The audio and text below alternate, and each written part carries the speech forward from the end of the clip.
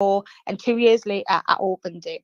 So to break that all down into just things that we can really take home, it would be to be open to opportunities and keep your eyes open for them. You know, while you're working and you're busy and your head's down, sometimes you can miss them. So be open to the opportunities, but do your research, like we've said earlier on. Ask yourself, do you have the capacity to do this? Because quite often we can take on too much. So do you have the capacity? And look at what resources you actually have available to you to be able to move it forward. And then for me, this is the critical one, is it scalable? Can I actually take it further? Because there's no point taking on a new opportunity if it's just that one thing. If you're an entrepreneur, you've got that growth mindset, you need to be looking at, do you actually have the possibility and the potential to scale it? Next, we've spoke about this, but does it align with your values? You know, is it something that you're really actually going to get bored with a little bit down the line? Are you just excited in the moment, or does it really actually align with where you want to go? And if it isn't, just park it. Don't be scared to get your notes out. You know, you said your journal out. I stick it on my notes in my phone, just park it for a little while. However, if it is something that is really getting you excited, give yourself a time scale and really start working to that. Reverse engineer it so that you can, you know, utilize that capacity in your resources and work backwards to that time scale. And next, it would be, if it's shit, don't be scared to stop or pivot or start again with it. So that is my quick, probably not so quick actually, I probably rambled on, but quick insight into how I've done it, and hopefully some tangible things to take forward. Thank you, Georgia. Thank you, Rachel. Worth the wait. Appreciate that. And Lucienne as well. How are you doing, Lucienne? Good morning, Georgia. Can you believe it's Friday? It just flies by. It's really crazy. Madness. But hello, everyone. Lovely to see you all here. And yeah, what everyone else said, basically. It's one thing making quick income, but often quick, fast income isn't sustained in longevity. And what I see is people kind of pivoting or changing or having ideas, especially in the early phases of their business, and being disheartened because it's not bringing in enough money very soon, very quickly. But business, okay, is about making profit and revenue. However, the opportunity comes in building your business and in growing that, and it's not just about the finances, it's about the connections that you make, it's about the people that you have in your inner circle, it's about the bigger vision and the bigger mission. It's not just about how quickly you can make money. Obviously, if you've got people to, you've got all sorts of things to, you've got overheads, you've got people to pay, you've got your employees, etc. You do need to be making money sustainably, but that's not going to happen if there are no foundations in place. So what everyone else said, basically, but I do want to mention something around being entrepreneurial. All of us here, you know, we're successful in our businesses, and I think we've had to learn how to hone our process in our minds. And I think sometimes our greatest strengths can be our biggest weakness as well, and I'll explain what I mean by that. As entrepreneurs, I find people being very emotional. I know I'm really emotional. We see opportunity and we are captivated by the emotion in that opportunity. And a good friend of, I think, JP's as well as mine, Ryan Pinnock, talks about the pendulum swinging. And if your emotion is really high to one side of the pendulum, like, this is going to be amazing, let's take Clubhouse for example, absolutely awesome, like, I've got so much opportunity here, it's going to swing back fully the other way unless you've got the right structures and foundations in place to secure that energy. So what I personally do is I have so much sense checking in place, because I'm so emotional as a human being, so that when my pendulum swings to really high emotion, I've got something to catch me in the middle before it swings back the other way. So that's my team, and they know what my mission is, they know what my vision is, and they know what to do to bring me into the middle and to go, okay, Lucienne, how sustainable is this? do we have the resources? Have we got the foundations in place for this? And that sense checking procedure is something that I've really had to develop and has been so helpful over time. So yeah, emotion doesn't last forever. Thanks, Georgia, and hope everyone has a lovely weekend. That's Lucienne with the purple background. Thank you, Lucienne. Appreciate that. The role of emotion in decision making when going after the ideas that we're so excited about is very important to consider. Thank you. And Tony, hello, Tony. We've got a couple of minutes before we need to move things forwards, and Ash and the guys will be back in the room. But we would love to hear your thoughts, Tony, on how you turn ideas into opportunity or income. Morning, Georgia. Morning, everyone. Thank you. I will keep mine short and sweet, as many of the things have already been covered. I think the only thing that hasn't in this format is crowdsourcing the answers. So when you have an idea, I reverse engineer absolutely everything. So ideas are sometimes a distraction. So, you know, learning to say no to some of those is definitely important. But reverse engineering, what do you see the end product looking like? Who do you see it serving? What problem does it solve? And then asking those people, so crowdsourcing the answers, as a few people have mentioned, you know, would you buy this product? What format do you see it working really well? And I think the research stage, because I'm a risk taker in a lot of areas, but I think I'm also a shiny penny chaser. So sometimes I can be guilty of wanting to do everything. So the way I've found to combat that is to, as well as the crowdsourcing, reverse engineering is to ensure that you create a minimum viable product. Don't put all of your effort into creating the best version of something.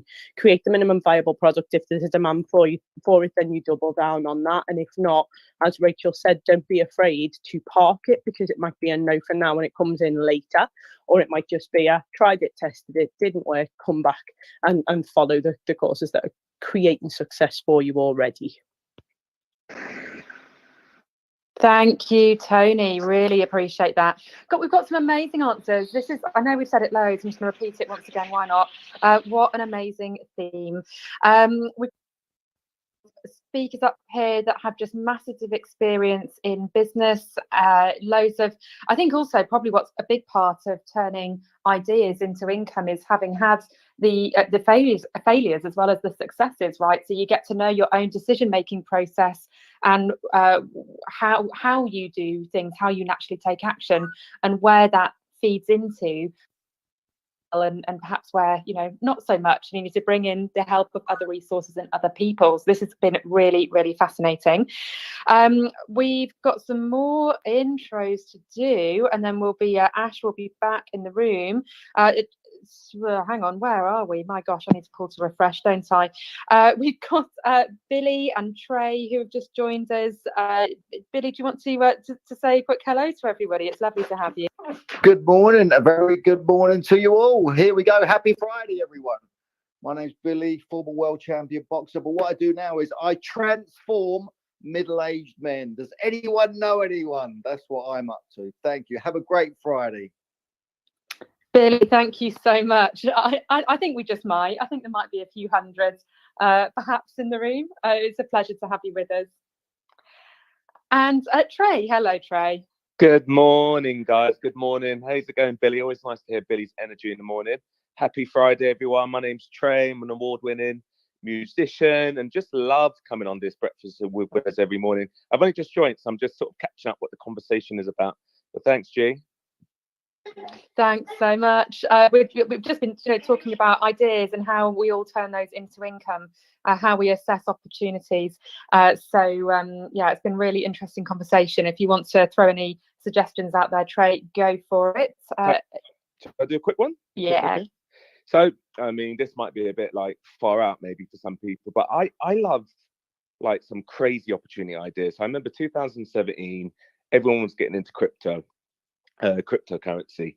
And a friend called me up and told me about this currency called Stratis, which I'd never heard of. I knew about Bitcoin, etc., but not Stratis. And I'm a bit one of those entrepreneurs that's a bit of a risk taker. So he told me about it, and I actually it was a friend of a friend that introduced me to. I barely knew who he was, anything about it. And I don't necessarily recommend the strategy to everyone, but I'm like, do you know what the hell? And I remember giving this guy like 30 grand. I was just like, why not just go in? And this coin token, for anyone that knows about cryptocurrency, either called coins or tokens, it kind of did a 5x or 6x in a very, very short time. And I don't get me wrong, it's not a strategy I'd recommend for everyone. But what I always try and go back to is how can money work for me? I've always been like that from just really, really young. So I took money out of that quickly, pull it into a 2-bed that I had, turned a 2-bed into a 3-unit HMO, total different strategy, and rented that all out. So I just believe sometimes when opportunities come your way, do your due diligence for sure. Don't risk more than you can invest. Don't risk more than you can afford to lose. But sometimes opportunities come your way. They might seem a bit crazy, but just take a punt, go for it, take your profit out as soon as you can, and try and use that money to make you more money.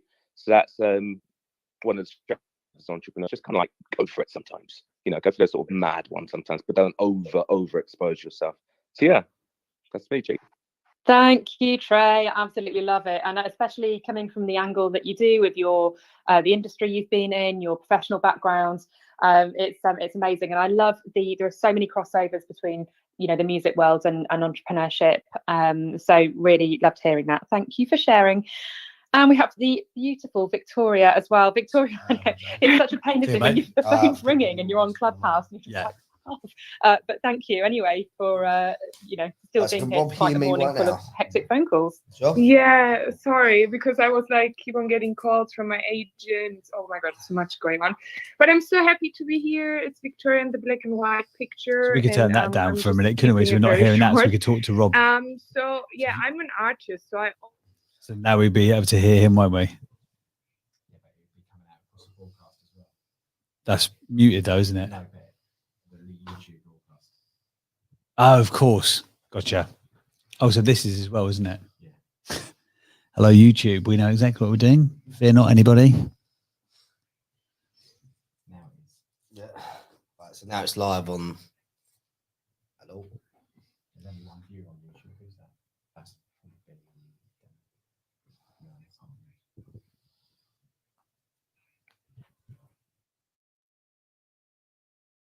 better to do less and focus on 3 or 4 things. I actually made a list of 5 things that I'm focusing on. So first is acting, then modeling, Instagram, then I'm also writing my book and the speaking, right?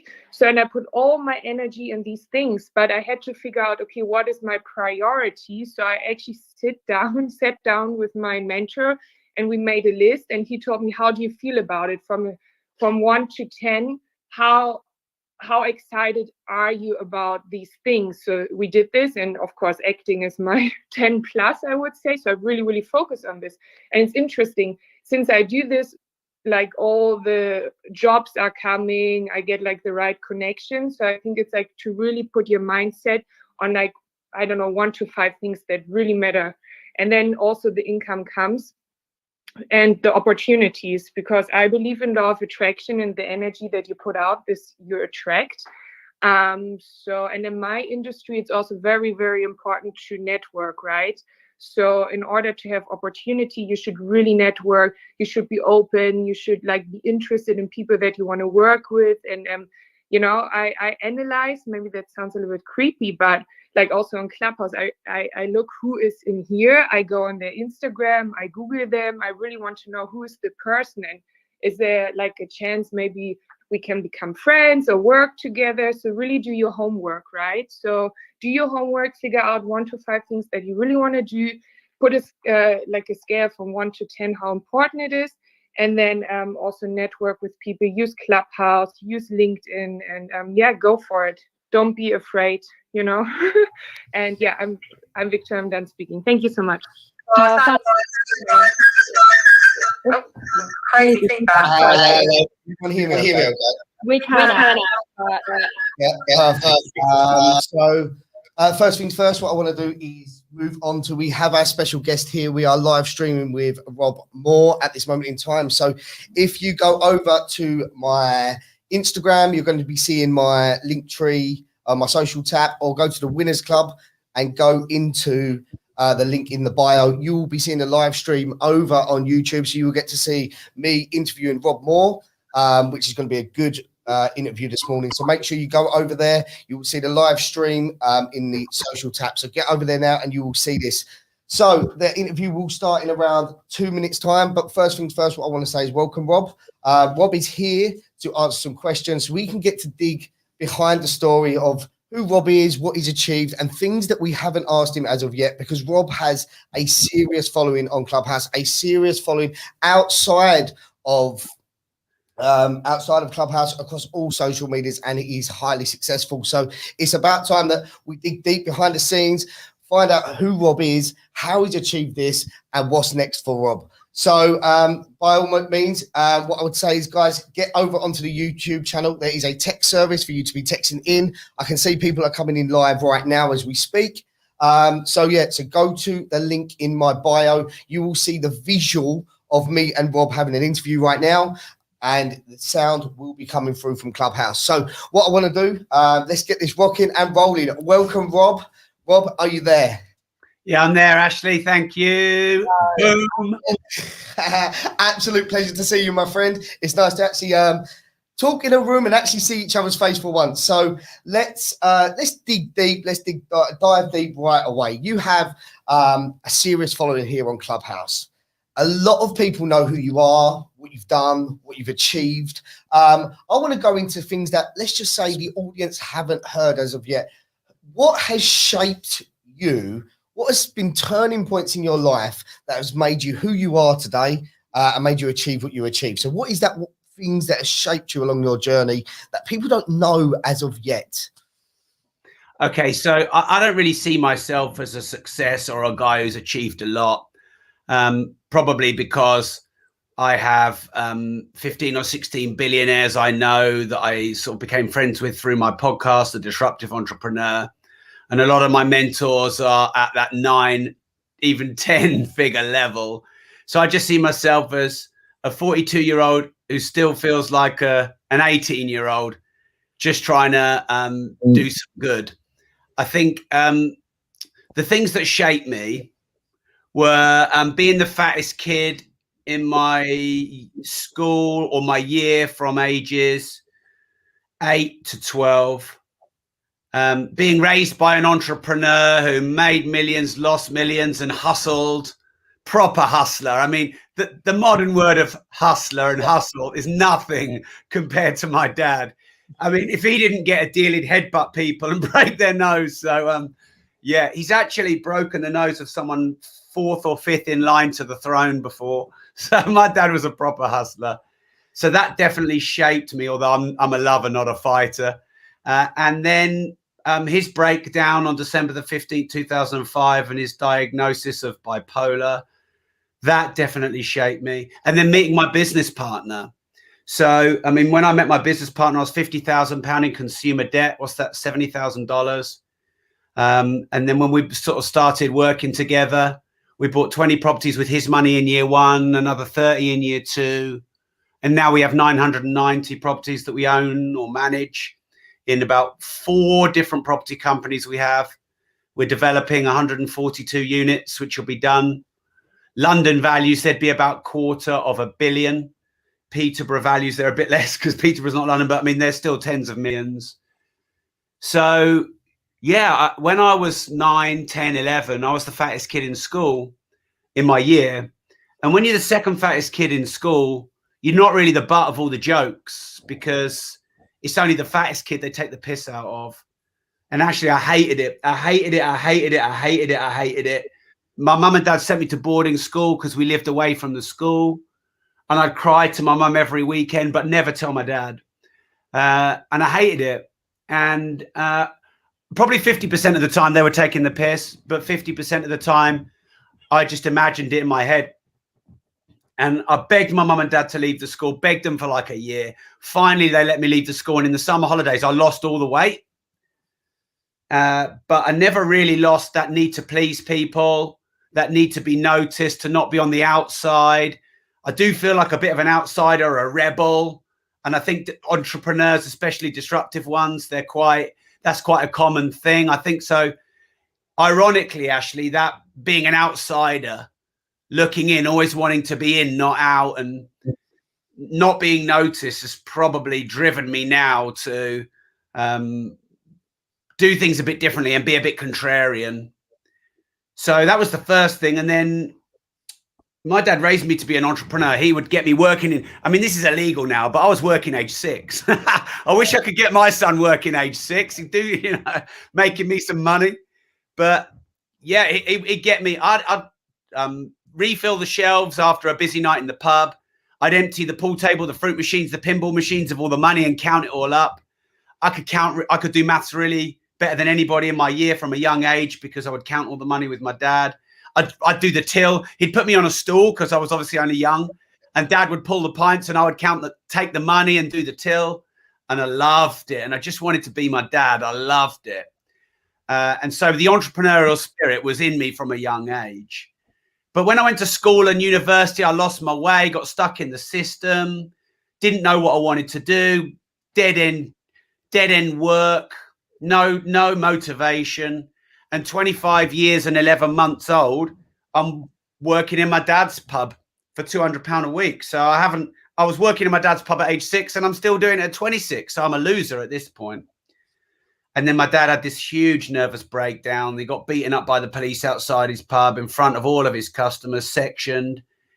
And on that day, Ashley, I felt intense shame. My sister bawling her eyes out, watching it happen. Me just stood there frozen.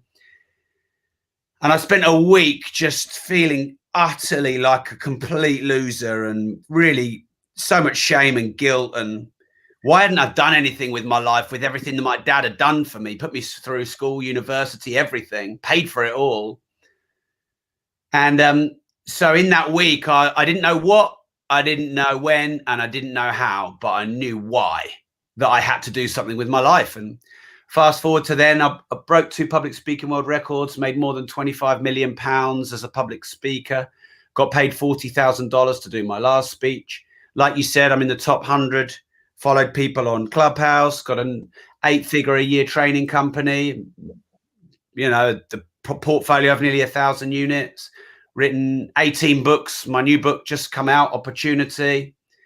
Got a foundation to help young and underprivileged people start meaningful businesses that change the world. And this is all driven by those 2 events, Ashley. So maybe a lot of people don't know that about me. Wow.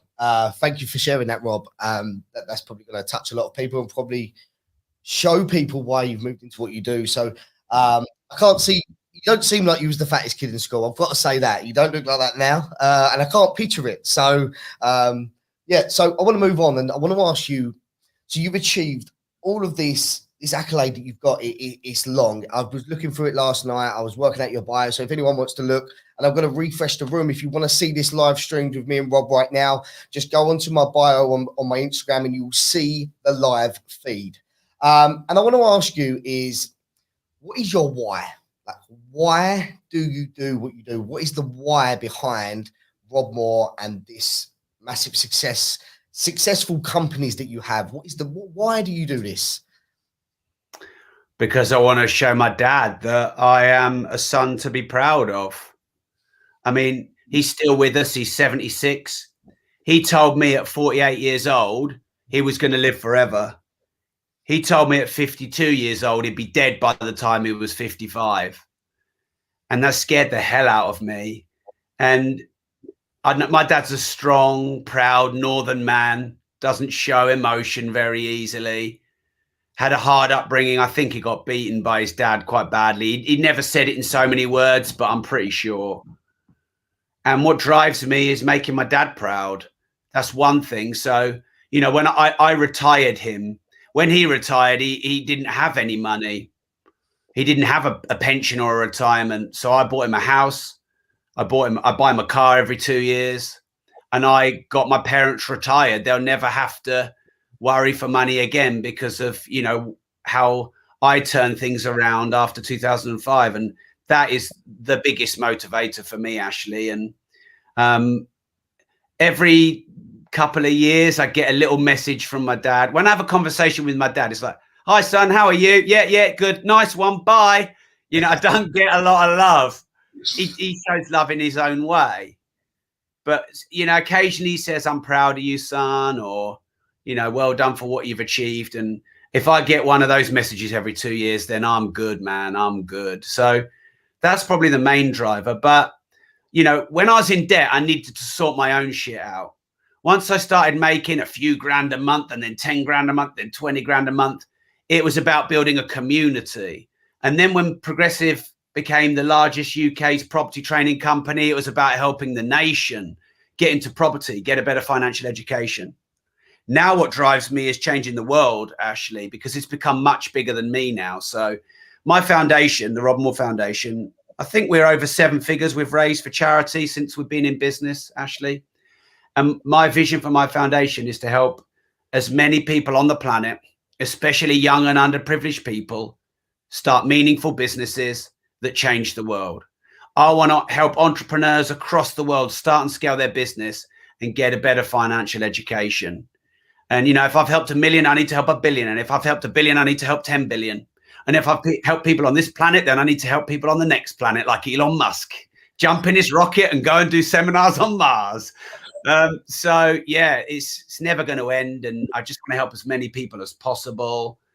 And I believe that if I do that, then the rewards I might need along the way, they'll come off the back of that. So they're the 2 things that mostly drive me now, Ashley. I love that why your mum and your dad, you want to retire your dad. I think a lot of entrepreneurs do things like that to give back to the life that probably our parents had to put up with us growing up. And I think that's one thing we like to do is give back to the loved ones around us. Now, you've probably done, well, what you've got is a lot within business, and I'm sure that opportunities must come your way left, right, and center. How do you spot a good opportunity? Well, the first thing is I went on YouTube today and someone was giving me some trolling for the fact that I dress like a 12-year-old and I have hair like a 12-year-old.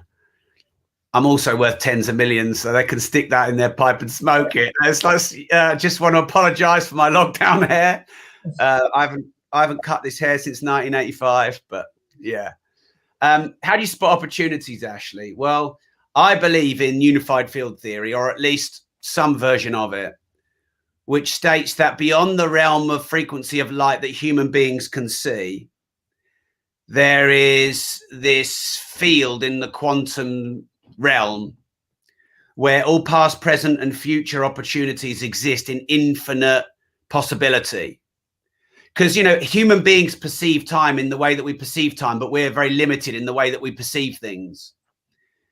So the first thing to implement and seize opportunity is you've got to believe that there is an abundant and limitless amount of opportunities. Like some people say, this is my last chance ever. It's do or die. No. You get a chance every second of every day. But of course, if you never take them, you never get a chance. If you always take them, you get an infinite amount of chances. So step 1 is you've got to be able to tap into that unified field of infinite possibility and opportunity.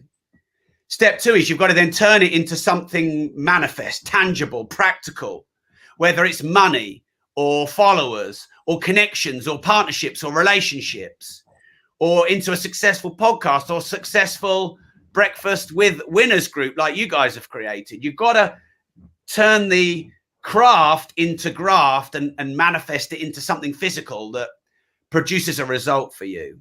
You've also got to know which opportunities to prioritize, which to delegate and partner, and then which to delay or delete completely. And often with entrepreneurs, don't know about you, Ashley, but sometimes we do one too many things and we take too many opportunities and we get really overwhelmed. Then we get really pissed off. Will you just piss off everyone? Stop messaging me. I'm so overwhelmed. But of course, we created that. So we either create not enough opportunity or we create too much opportunity.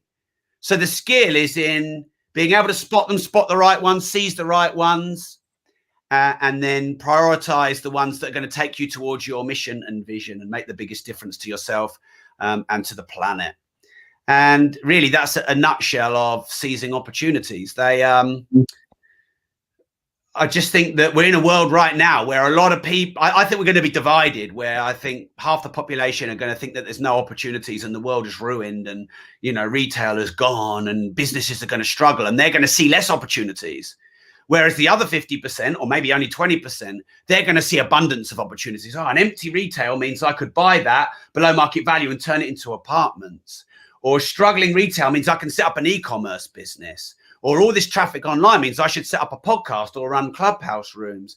All of these massive social media channels. I should set up a content repurposing agency. There is so much new opportunity because the world is changing so fast. But it takes a certain mindset to be able to see the world in that way. I love it. And I love the fact that you said when you're an entrepreneur, the opportunities come through thick and fast. You don't know what to choose. So I want to ask you one thing with the pandemic, with COVID, with your operations, your size of your teams. What has been one of the biggest opportunities that you've seized probably over the last 12 months to say, right, this is the route I'm taking? Or how have you pivoted into an opportunity because of COVID and the pandemic? Okay, so we're developing 142 units. We have probably nearly 100 builders and contractors working on that site. And at one point, it looked like we might have to shut the site. And shutting the site means tens of thousands of pounds a week, Ashley, in cost to us. Definitely 6 figures a month in cost to us. So that was, you know, a wobbly moment, a worrying moment. But the government kept the sites open. And actually, all of our builders and contractors worked twice as hard because they wanted to keep their jobs. And so actually our building is, I mean, Paul will tell you, he's in property, nothing gets done on time. Nothing. That's just a miracle. Well, this is actually on time because we've got motivated workforce. So that was one thing that was wobbly and worrying, but turned into an opportunity. Number 2 is I'd been wanting to take my training companies global for probably 3 years, Ashley. But I told myself a story. Oh, I don't want to travel the world. I've got young kids. I don't want to be away from my family. I don't want to be that guy that spends most of his time in an aeroplane.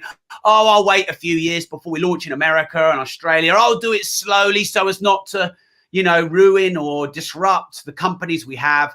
That was a story, Ashley, that was wrong.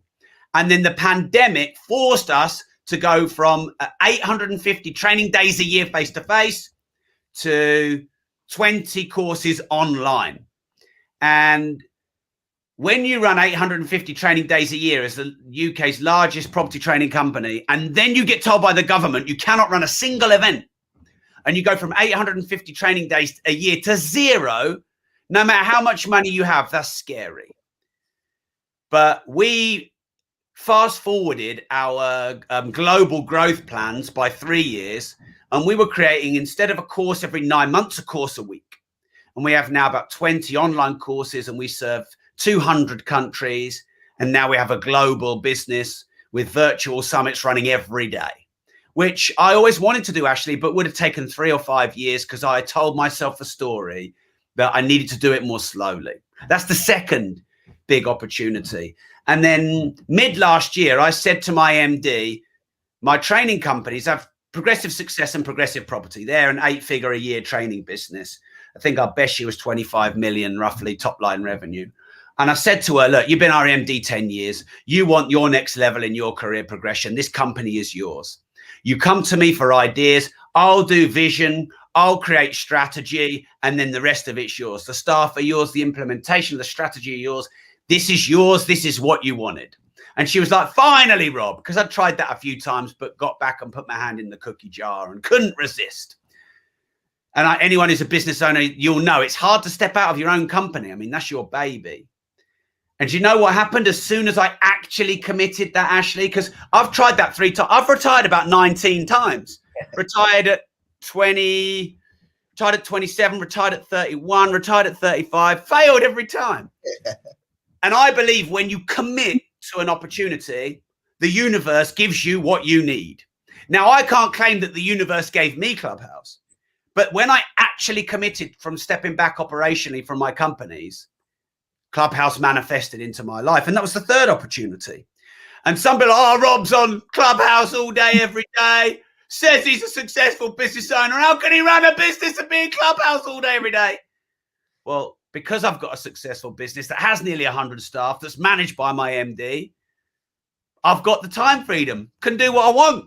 So that's why I've been spending a few hours a day on Clubhouse. And of course, like you said, I've grown one of the biggest followings on Clubhouse. And, you know, look, I've loads of paid speaking gigs, virtual summits, been interviewed on loads of podcasts. People with millions of followers are, you know, interviewing me. Our podcast agency has exploded with clients since Clubhouse.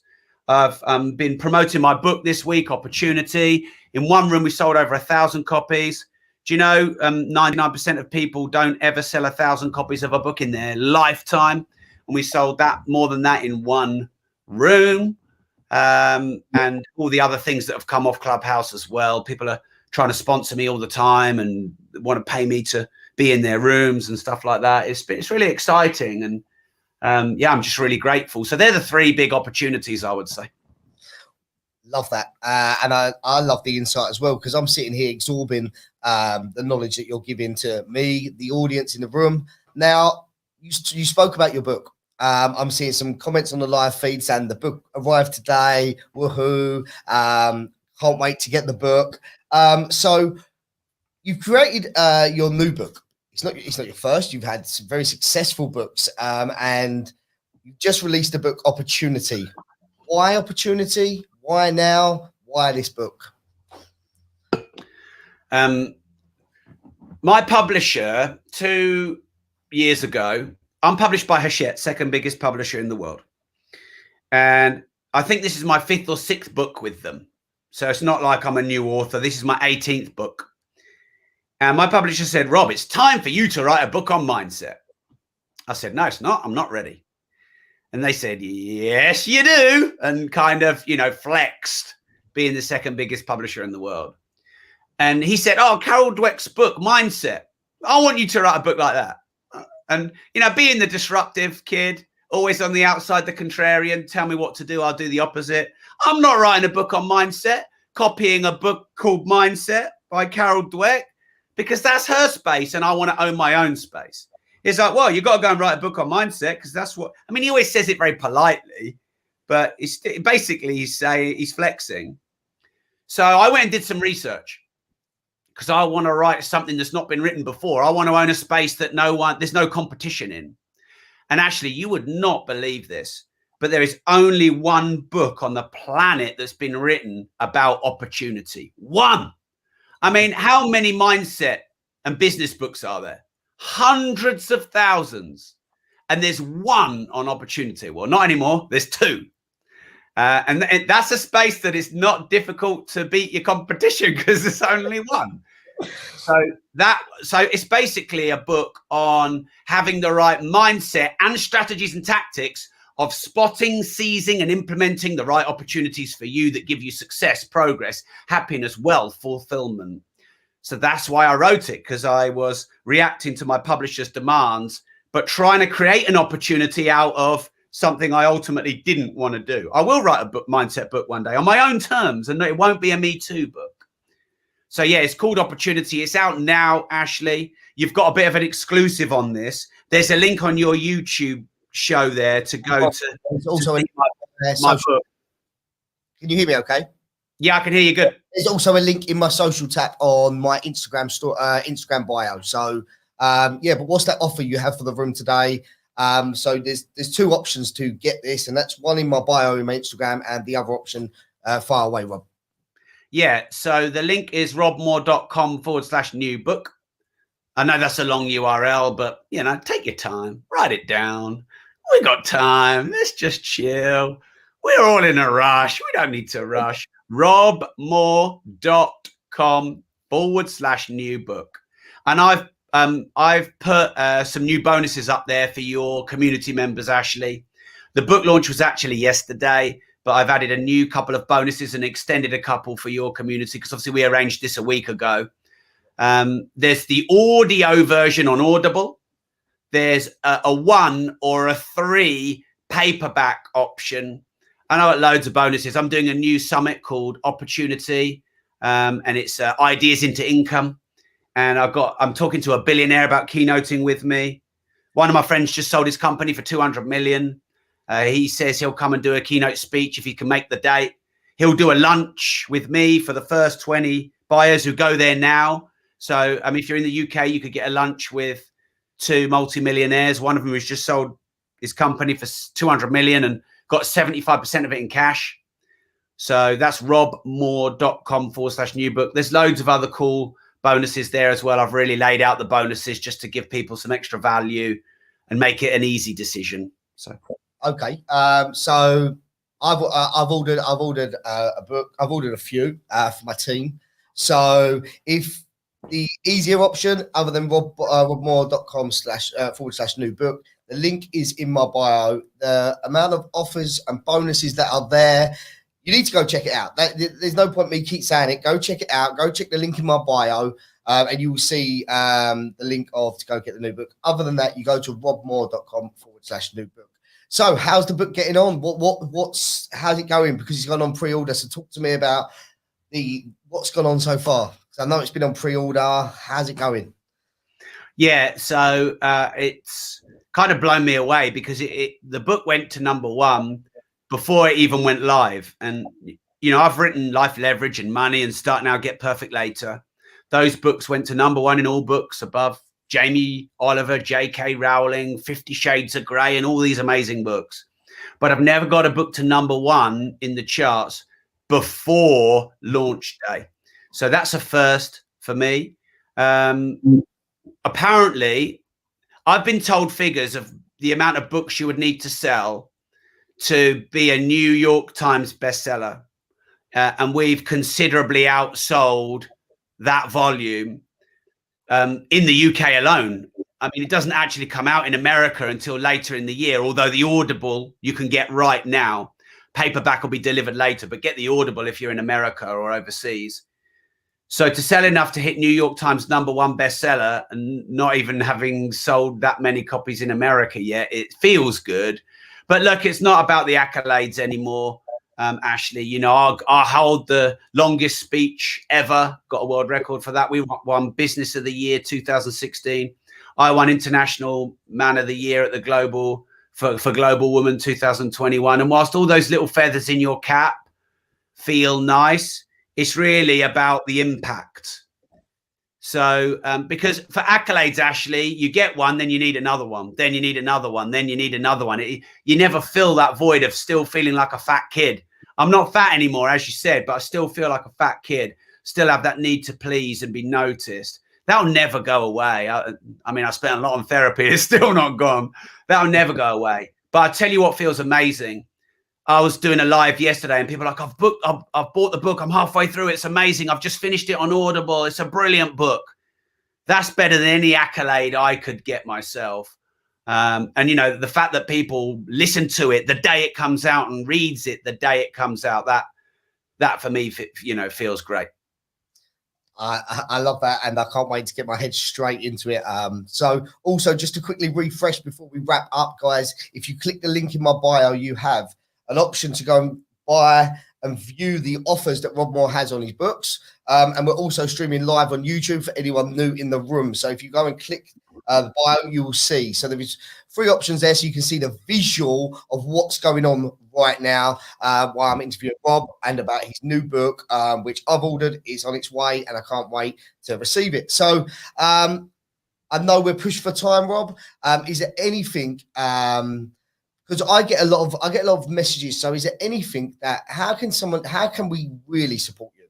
Because people always want to try and get in contact with someone like yourself. They want to try and speak with you.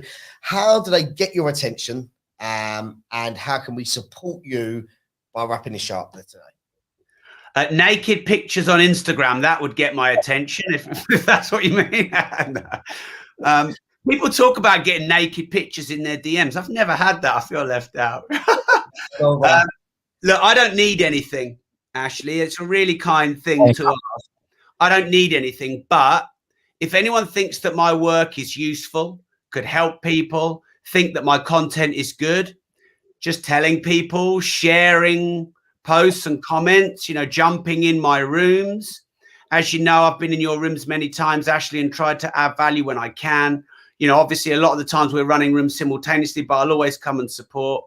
So just sharing the message, really, to help others, that's the greatest gift anyone could give to me. And if anyone needs any help, I used to get annoyed. A lot of people, they, Rob, will you donate to this charity? Rob, donate, give us some of your money. If anyone ever does that now, I have a rule. I always support and donate to charities, because I think that that's an opportunity to do something good. So if anyone can DM me, and if you've got anything I can help you with, I'll do my best. If there's a fit, I might even share it on my stories, etc. So I want to help people as much as they help me, but just sharing the message, sharing maybe the book on their stories, or encouraging people to come and follow my work. I have a Disruptive Entrepreneur podcast. I interviewed Floyd Mayweather a few weeks ago, the founder of Gymshark, Ben Francis, 15, 16 billionaires, the biggest actress on Game of Thrones. So, you know, maybe sharing and listening to my podcast, The Disruptive Entrepreneur. Is it, You know, thankfully, actually, money-wise, I'm all right. I mean, if people want to throw money at me, do it, but I'm all right. But I want to reach more people. Is it okay to jump in there quick? Guys, what I want you to do is go over to this live feed over onto YouTube. The link is in my bio to the live feed of me and Rob right now, live visual. If you take a screenshot, leave some comments there. He's doing a rocker sign. Get some screenshots, put it through your story, tag us both in it, show the support, show the love. And yeah, they call it Clubhouse currency. So yeah, go and give a screenshot. So the link is in my bio. It's the live stream. You see the visual of me and Rob.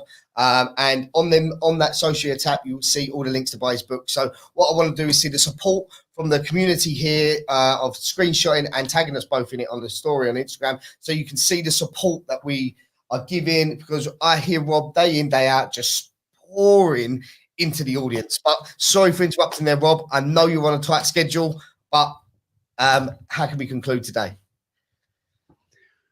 At the end of all of my books, I do a little bit of a call to arms to get off your ass and go and do the things that you know you were born to do that will make the biggest difference on this planet.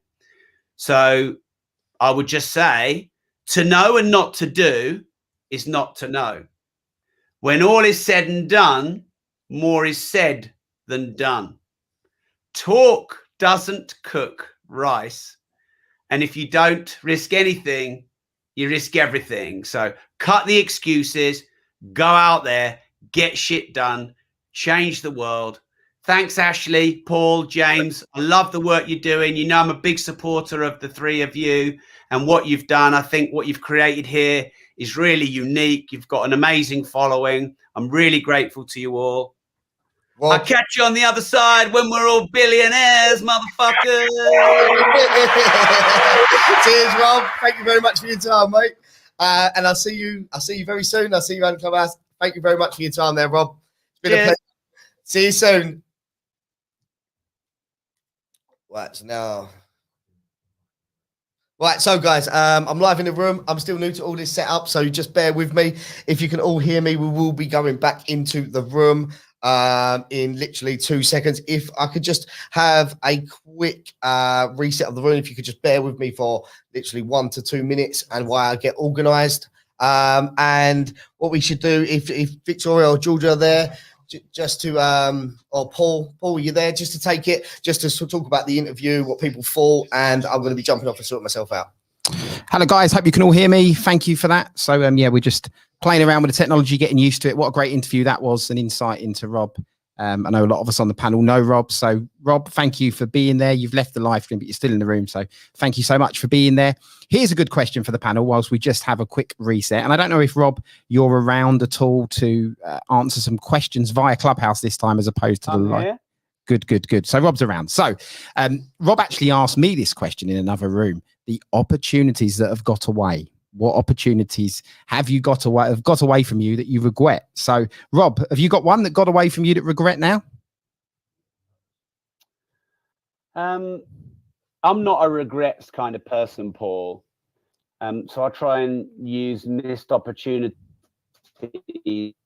as energy and emotion to put into taking the next one with more volition and hunger. I think one of the reasons I've obsessed over Clubhouse is because I felt like I missed the boat on the early rise of podcasting, the early rise of YouTube, the early rise of Instagram, the early rise of Facebook. So that would probably be the one, Paul. When I started Progressive Property with my business partner in 2007, he was off. We had this property sourcing company, a small business, And he was off with his mates every weekend setting up or talking about setting up new little companies with them. And I was doing my sort of coaching business and, you know, playing around with some online early social media stuff. And he sat me down and said, Rob, look, you're doing all this coaching and social media. I think you should put all of your time and energy into progressive property. And I said, yeah, mate, but you know, you're off every weekend and turning up late, talking to all your mates about businesses. If that's the case, then it should be the same the other way around. And we shook each other's hand and we said, deal. From now on, we work together and we are 50-50 owners in everything. So Mark owns 50% of the rights of all my 18 books. Mark owns essentially all the revenue that comes from my social media channels, all the sponsorships, all the ads, all the endorsements. He owns half of all the training companies. But I own half of all the property empire that we've built. So we've got this relationship that is based on trust, equity, and equality, and it works really well. But, Paul, in 2007, I completely put to the back burner my personal brand and didn't really start it for about another 8 years. And I would say if I could go back in time, I would heavily focus on my personal brand from 2007. And if that was the case, I'd have at least 10 times the followers, if not more now, because of, you know, just basic compounding. So one regret would be not jumping early enough on all the social media channels that have gone viral. And that's why you're seeing me in Clubhouse a lot, because I'm taking all of that missed opportunity energy and putting that into this social media channel. Thanks, Rob. Guys on the panel, can you flash your mic if you've got a question for Rob whilst Rob's still in the room with us? Flash your mic if you have a question. And Karen, go ahead. I don't have a question. I just want to say to Rob, when you first came on the app, I was in a small room with you. And I told you about these books I had written, Living Fearless in 23 Days. And you gave me some very sound advice. I had no idea who you were, Rob. I just knew that you were amazing. You and another guy was in the room. I can't remember who it was. And you both had this accent that I loved and adored. And I was like, gosh, this guy's really neat. I like what the advice he gave me. Rob, I had no idea who you were. And that's what I love about this Clubhouse app. I had no idea. I think in that room, you had just got in Clubhouse, and it may have been like you, me, the other person that came into the app with you, and I can't remember who it is, and like maybe one other person in that room. And you just talked to me. I was like, I just want to know, you know, what do you think about my books? What should I do? And he was like, Karen, you got to get so focused and get a new cover. I mean, just this solid advice. And I just never got a chance to tell you thank you. So I'm telling you now, thank you so much, Rob. This is Karen. I'm done speaking. Karen, that absolutely fills me with joy and gratitude. And that is, other than proving my dad that I'm a worthy son, that is why I do all this stuff. So thank you. Followed you. I can't wait to see you unleash yourself on the world. And don't forget me when you're a zillion. That's the plan, Rob. I'm going to pass you up. Thanks, Karen. Anybody else on the panel? And if not, we'll take a couple of quick questions from people in the audience. We'll open the hand raising. So Andrew, yes, go ahead, Andrew.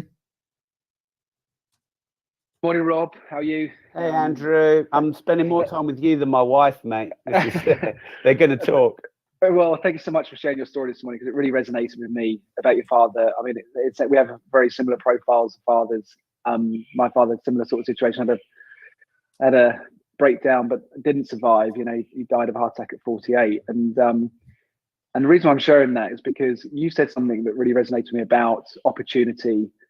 And some people will experience the world as doom and gloom, and some will experience it as here's an opportunity. I've actually struggled with that. Despite from a young age being an entrepreneur, I grew up in that sort of John Major era. Everything was doom and gloom. There just wasn't any money. My dad lost all his money, and it really kind of embedded in my head that there wasn't abundance, and I still have to navigate that. And I feel that there's certain times when I've missed opportunities because of that kind of DNA, that hardwired thing in my brain, which I think I've mastered now in the last sort of couple of years. What's your advice for someone who perhaps has a negative view of money or a negative view of abundance? You know, they don't see it, they don't feel it, they just think there just isn't enough money out there for me to be. They look at people like you and other people that have done really well and been successful. If there was one thing that would trigger somebody into opening their mind up to the fact there is abundance out there, and if someone else can have it, we can all have it in some ways. What's your advice? That's a deep question, because how do you get someone to see what they can't see, and they don't want to open their eyes to see what they can't see? That's the paradox of your question. So I'm going to make the assumption that they want to see, even if they can't see.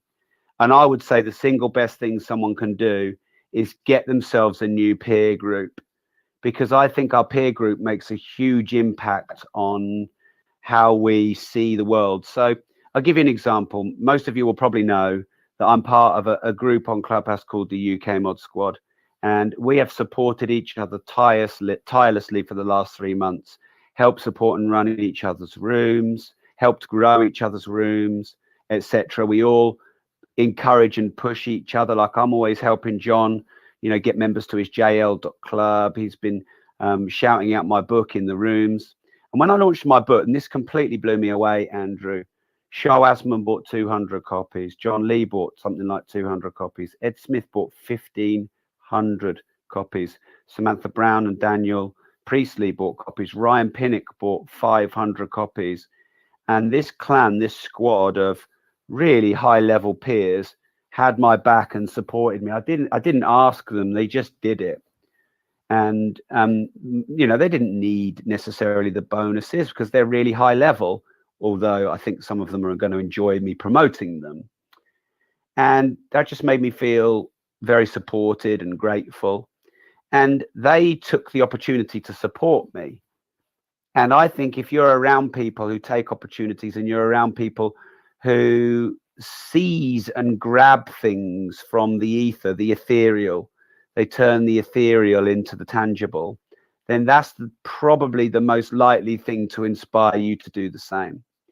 Like, if you spent all day, every day around 10 billionaires, they're dragging you up. You can't drag them down. They're dragging you up.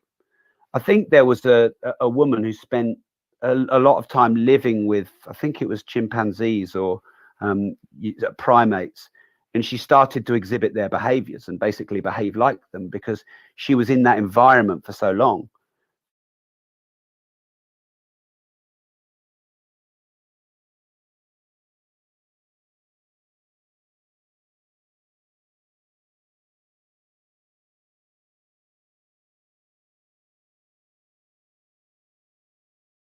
You can do. And if you overwhelm your mind with podcasts and audio books and physical books, and you change what you put in your mind, in the end it will just change the wiring of your unconscious mind, and it will change your patterns and behaviors, because you've probably got to get it in at the unconscious level, because the unconscious level is probably overriding the conscious level. So I mean, that's one of the reasons why I wrote Opportunity, is to help people see more opportunity if they're struggling, if their business is closing down, if they're not making the sales that they want. The opportunities are there. They're just in a different place to where they were, but sometimes it's hard to see what you can't see. So I hope that helps, Andrew. Yeah, it does, and it resonates kind of with the process I've gone through, and I appreciate the work, Rob, that you're doing. I've followed you for a while, and I think there's a lot of people that probably agree with me that what you're doing, I think you've gone up in everybody's estimations. I don't want that to sound patronizing, but I've been following you for a long time, and you've kind of ridden that, particularly on LinkedIn. You've been challenged quite a bit, but there's a level of authenticity that's really coming through in you on Clubhouse, and just surrounding myself with people like yourself is making a difference. And I'm going to buy your book for everybody in my mastermind. So thank you very much. Thank you, Andrew. Yeah, when you say you've been challenged on LinkedIn, I've studied some of the greatest people that have ever lived, the wealthiest people through time and history, and no one that ever lived got away with not having critics, trolls, and haters who made a big difference on this planet. So as far as I'm concerned, if you don't have critics, trolls, haters, and challenges, then you're not out there and you're not making a difference. And I know who I am, and nothing anyone says online can change my opinion of myself, other than if they give me critical feedback that's worth listening to. If enough people say my book covers shit, I'll listen. If enough people say, oh, Rob, maybe you should be careful the way you said that, I'll listen, because that's a critic. But a troll, a hater, a punk, a wanker, all these kind of people, that they are going to be spending a lot of energy looking at me live my life and make a bigger difference on the planet.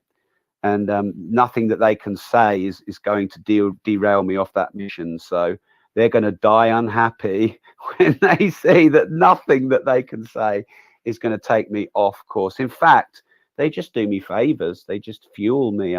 I keep this little folder and it's called What They Said I Couldn't Do. It's in Evernote. And basically, I list all my hater comments and, oh, Rob will never do this, Rob will never do that, Rob will never last, that will never work, and Rob's this and Rob's that, and blah, blah, blah, blah, blah. And I just have a little look in there and remind myself I've got some people to prove wrong. Too many people have got too much time on their hands to be a keyboard warrior. Those people, when you meet them face to face, they're often very different. I've met a few of my critics face to face. Hi, Rob. That's always an amusing circumstance. So I know that wasn't your question, Andrew, but honestly, one of the greatest gifts I could give to people is to say, if you want to make a difference, it is a rite of passage to have critics, trolls, and haters. If you don't have them, then you don't exist. And so just accept it and don't let them give you a different opinion of yourself, because you know who you are.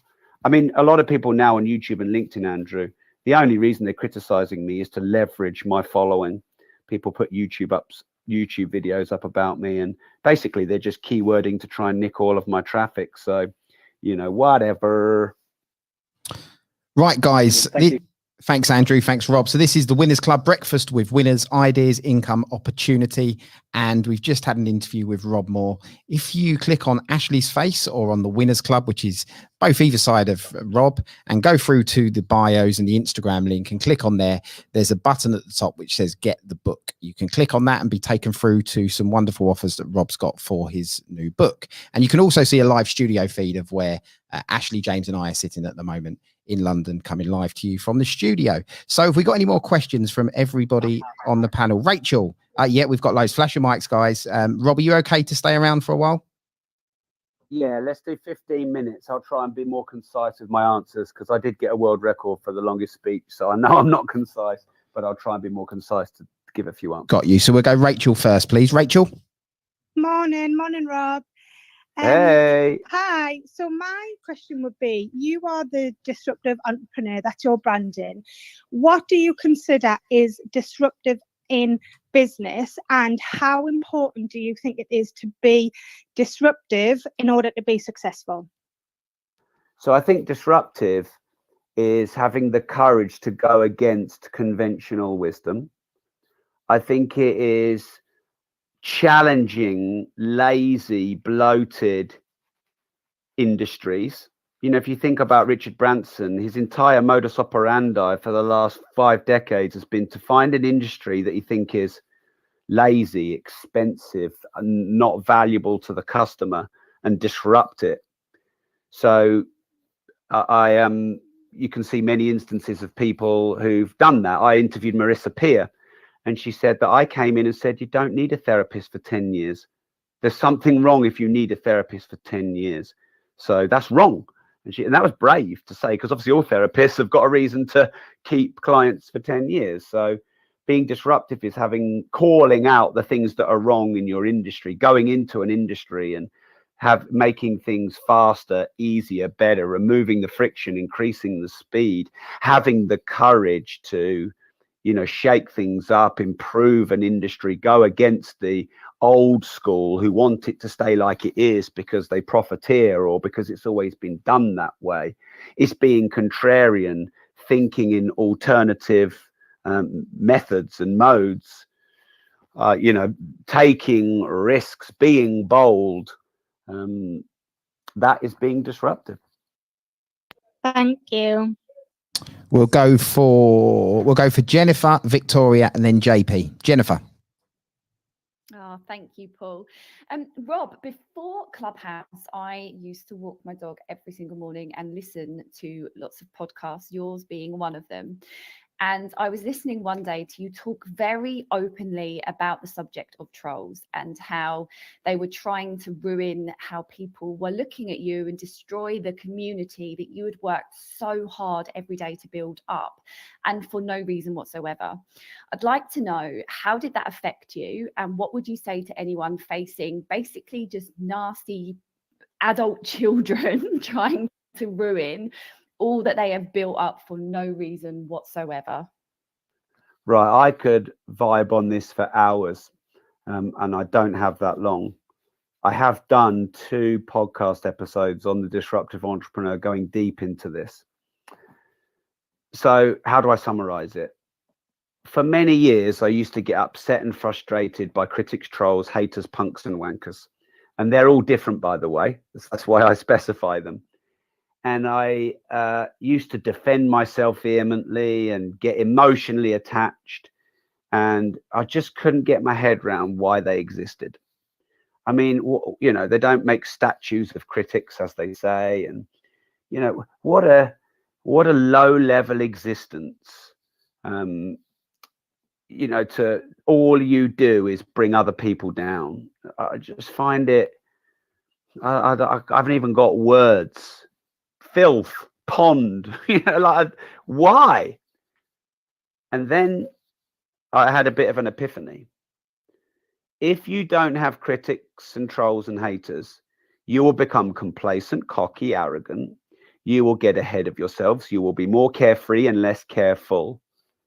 And as much as anyone in this audience would love to say, I wouldn't be like that, I'm humble, you know, I always look after my clients. If you weren't held accountable to your humility, if you weren't held accountable to your clients, you would go and be free and do whatever you wanted. You would be carefree and careless, not careful. So I figured it out. Critics, trolls, haters, punks, and wankers, they have a purpose. They are as equally have a right to be on this planet as we do who are changing the world. And their purpose is to keep you in balance, to keep you grounded, to keep you humble, to keep you from being complacent. So I now see my critics, trolls, haters, punks, and wankers as a gift. They don't realize how much they do for me. They don't realize how much they motivate me. They don't realize the gifts that they give to me. But, you know, I get excited and I'm a big picture thinker and I create a lot of chaos and I leave a lot of mess behind me. And that's quite common with disruptive entrepreneurs. And I always know now that if I'm careless, I will get found out and picked up by my critics. So it keeps me being careful. So I love them. They serve me. I'm grateful for them. And as soon as you're grateful for and to something, then all of that pain goes away. Now, I tell you, am I this rhino who's got this thick skin that can't get affected by any critics, trolls, and haters? No. I honestly don't care what they say about me. I really don't. I can usually turn it around into a joke. We can have a laugh, whatever. If they defame my company, that does get to me, because that commercially costs me, and it's not fair to my nearly 100 staff who are freaking legends who don't deserve that.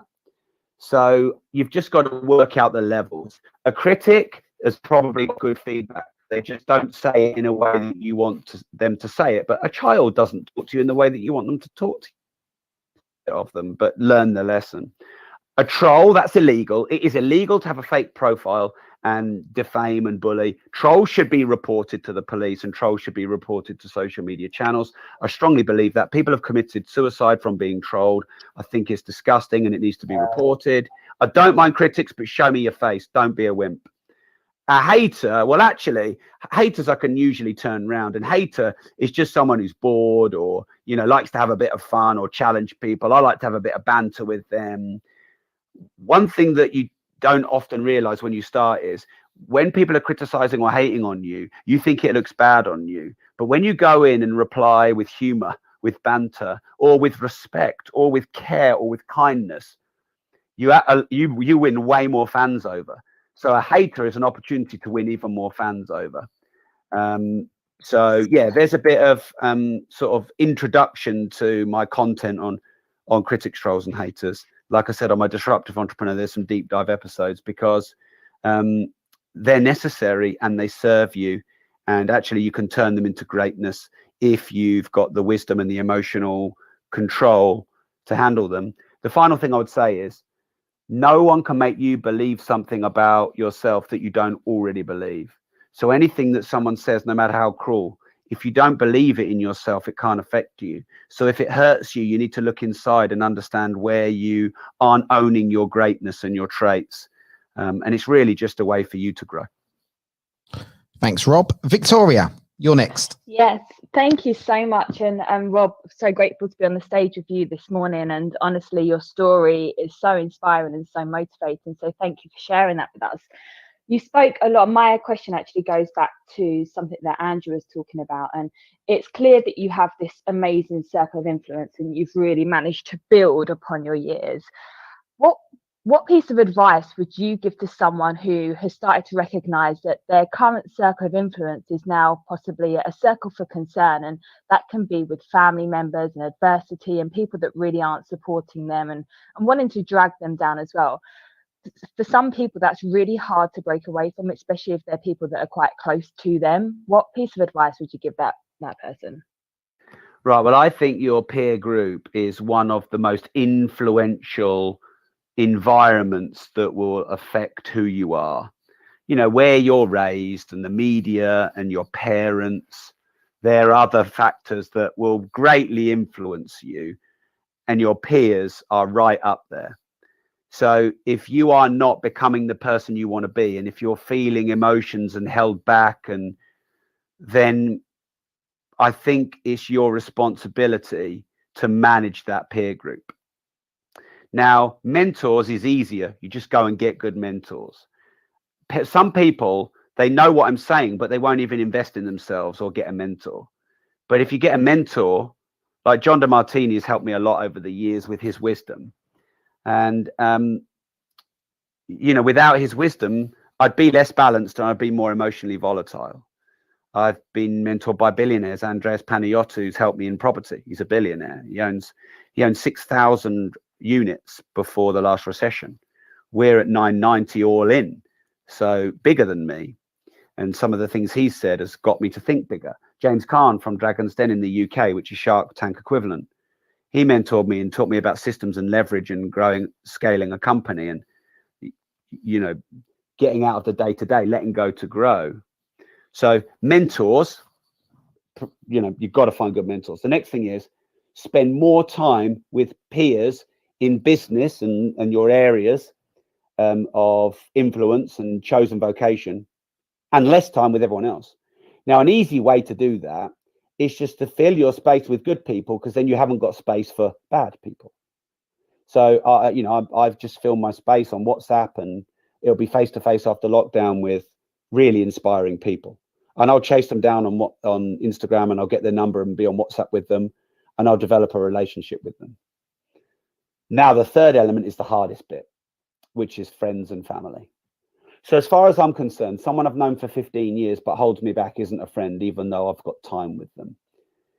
Now, a lot of people are, oh yeah, your peer group's really important, and you've got to get rid of all the losers in your life, and they post this shit on social media. Say nothing, but drift away from them and let them go. Don't advertise it. Don't say anything to them. Don't accuse them of anything. Just drift them away. And the longer time goes, the less you'll hear from them, and vice versa. Now, if it is your family, love your family, but limit the impact they have. So I've got a couple of close family members who will start gossiping or moaning. And immediately they do that, I interrupt them. I'm not having it. I love you, but I'm not having you talk to me about a load of shit.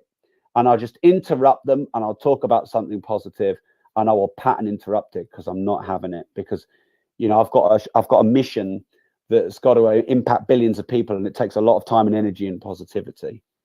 And then finally, if it is immediate family, or if it is people you love, well, look, you know, I had a girlfriend who, oh, Rob, why are you doing this? Oh, Rob, why are you doing that? Oh, these personal development courses. Oh, this rah, happy clappy bullshit. And she didn't last very long, because there's millions of amazing people out there, and I didn't need someone who was chipping away at me all the time. Do you really love me if you're chipping away at me and what I'm doing? So I don't know if that feels a bit ruthless, but you know, as far as I'm concerned, someone like that I'm wrong for, so I'll free them. Like when I have to let staff go in the early years of letting staff go or firing them, as they say, it felt really hard. But now I know that if a staff member isn't performing, it's not right for them to be in my company. So I'm giving them a great gift in letting them go. And that is the same with other people around you as well. So I hope that helps. I haven't told you to do anything, but hopefully you can make your own decisions from that. JP, No, that's amazing. Thank you. JP, make it quick. We got 2 minutes of Rob's time and counting. It's super quick. Hey, Rob. Hey, brother. Good Hey. to see you here. I love Clubhouse so much because before, or like someone mentioned before, it was very clear what you did. But now it's so damn clear what you stand for and who you are. And I'm sure you'll agree that this is probably the most important thing in our life, who we are and what we stand for. I actually have a business question. So that's just showing you gratitude.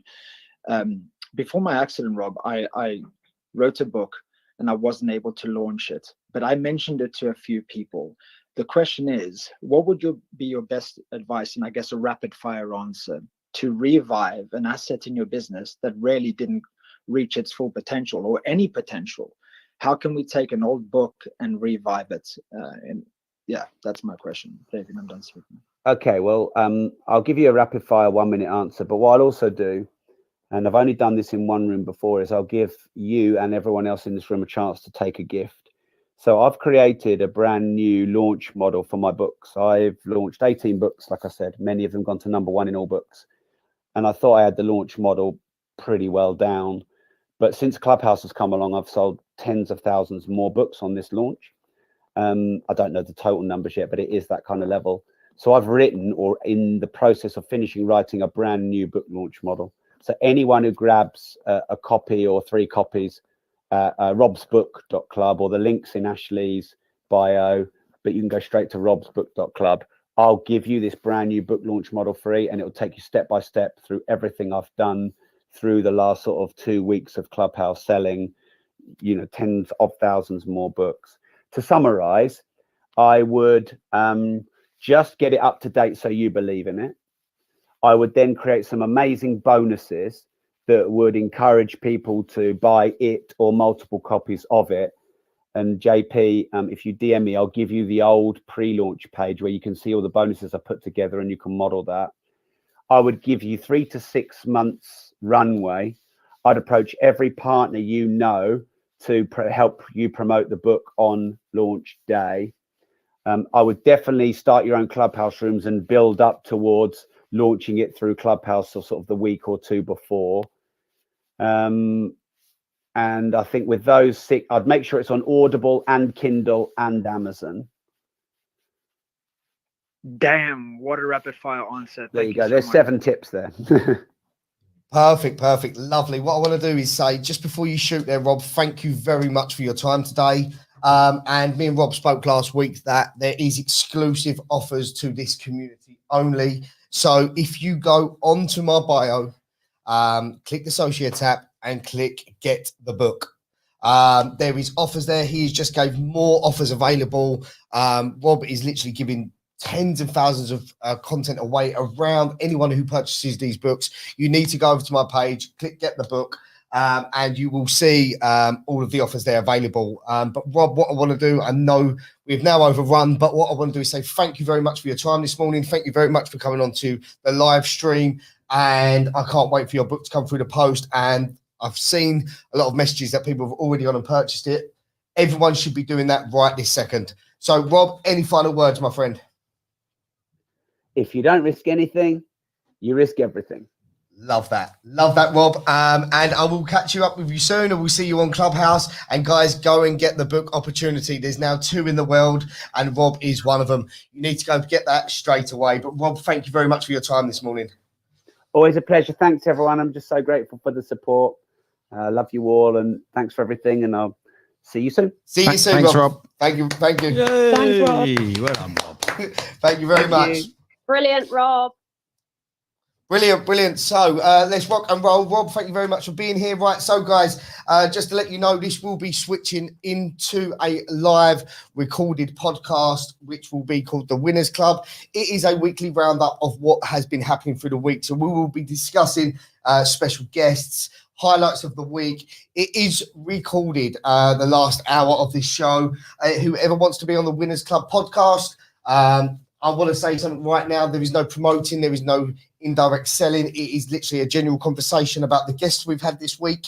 So, guys, if you could do me all a favor and move yourself all to the audience and then put your hand back up if you want to be on the live podcast of the Winners Club talking about the roundup of the week. So, guys, let me see quick moving down to the audience for me, just so I can see who wants to be on the club.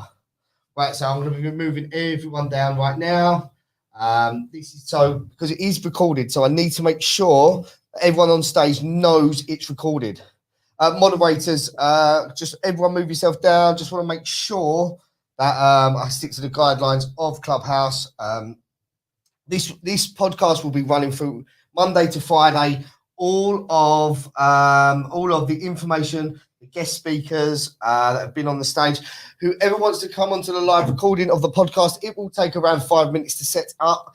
You're more than welcome to stay. You're more than welcome. If you wanted to come up and come onto the live podcast, it is about sharing a highlight of the week. It is not for questions. So the hand raise button is now open. Mod panel, if you are there and you want to be on the podcast, I'm going through the hands up. So yeah, I'm going to go through the hands up. Guys, could you please make sure your mic is muted, and we will come to you. The way you communicate is by flashing your mic, as it will be recorded, just to make you very, very aware of how the podcast is run. So no chiming in, no promoting anything. It's literally general conversations about highlights of the week. So I will be bringing up people now as we speak. So just make sure that you follow the rules of the room, because while it is recorded, I will just boot people off the stage because it is going to be streamed across all different platforms after this. So make sure you stick to the rules of the room. If you want to talk, just flash your mic. Do you remember when Ashley started this as a community room? Now he's talking about booting people off. He's a savage, isn't he, this geezer? He's a savage. It 100% is. I just need to make sure. That we keep.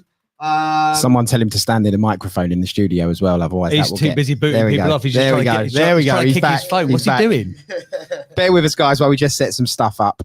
Weekly roundup podcast that we plan to do every Friday and then release out into the big bad world of letting people know about the Winners Club and looking back over the guests and everything that's gone on and what we're doing. So what an amazing week it's been as well. We've had Sahel talk about joint ventures. We've had John Lee Dumas on Sunday. We had Rob Moore just a minute ago. So we're playing clips, talk about the highlights of the week. And yeah, we're getting some insights of the people who regularly contribute to the love of this room as well. So we're just going to be setting up for a couple more minutes. Again, as Ashley mentioned, this room is recorded. Please only come onto the stage if you have some wisdom and insights to share. If you don't want to share it on a podcast, well, get off the stage or Ashley's going to boot you off. And actually, if you want to look at our ugly mugs, you can click on the Winners Club bio, my bio, James's bio, or Ashley's bio. Whoever takes your fancy, click us in the face.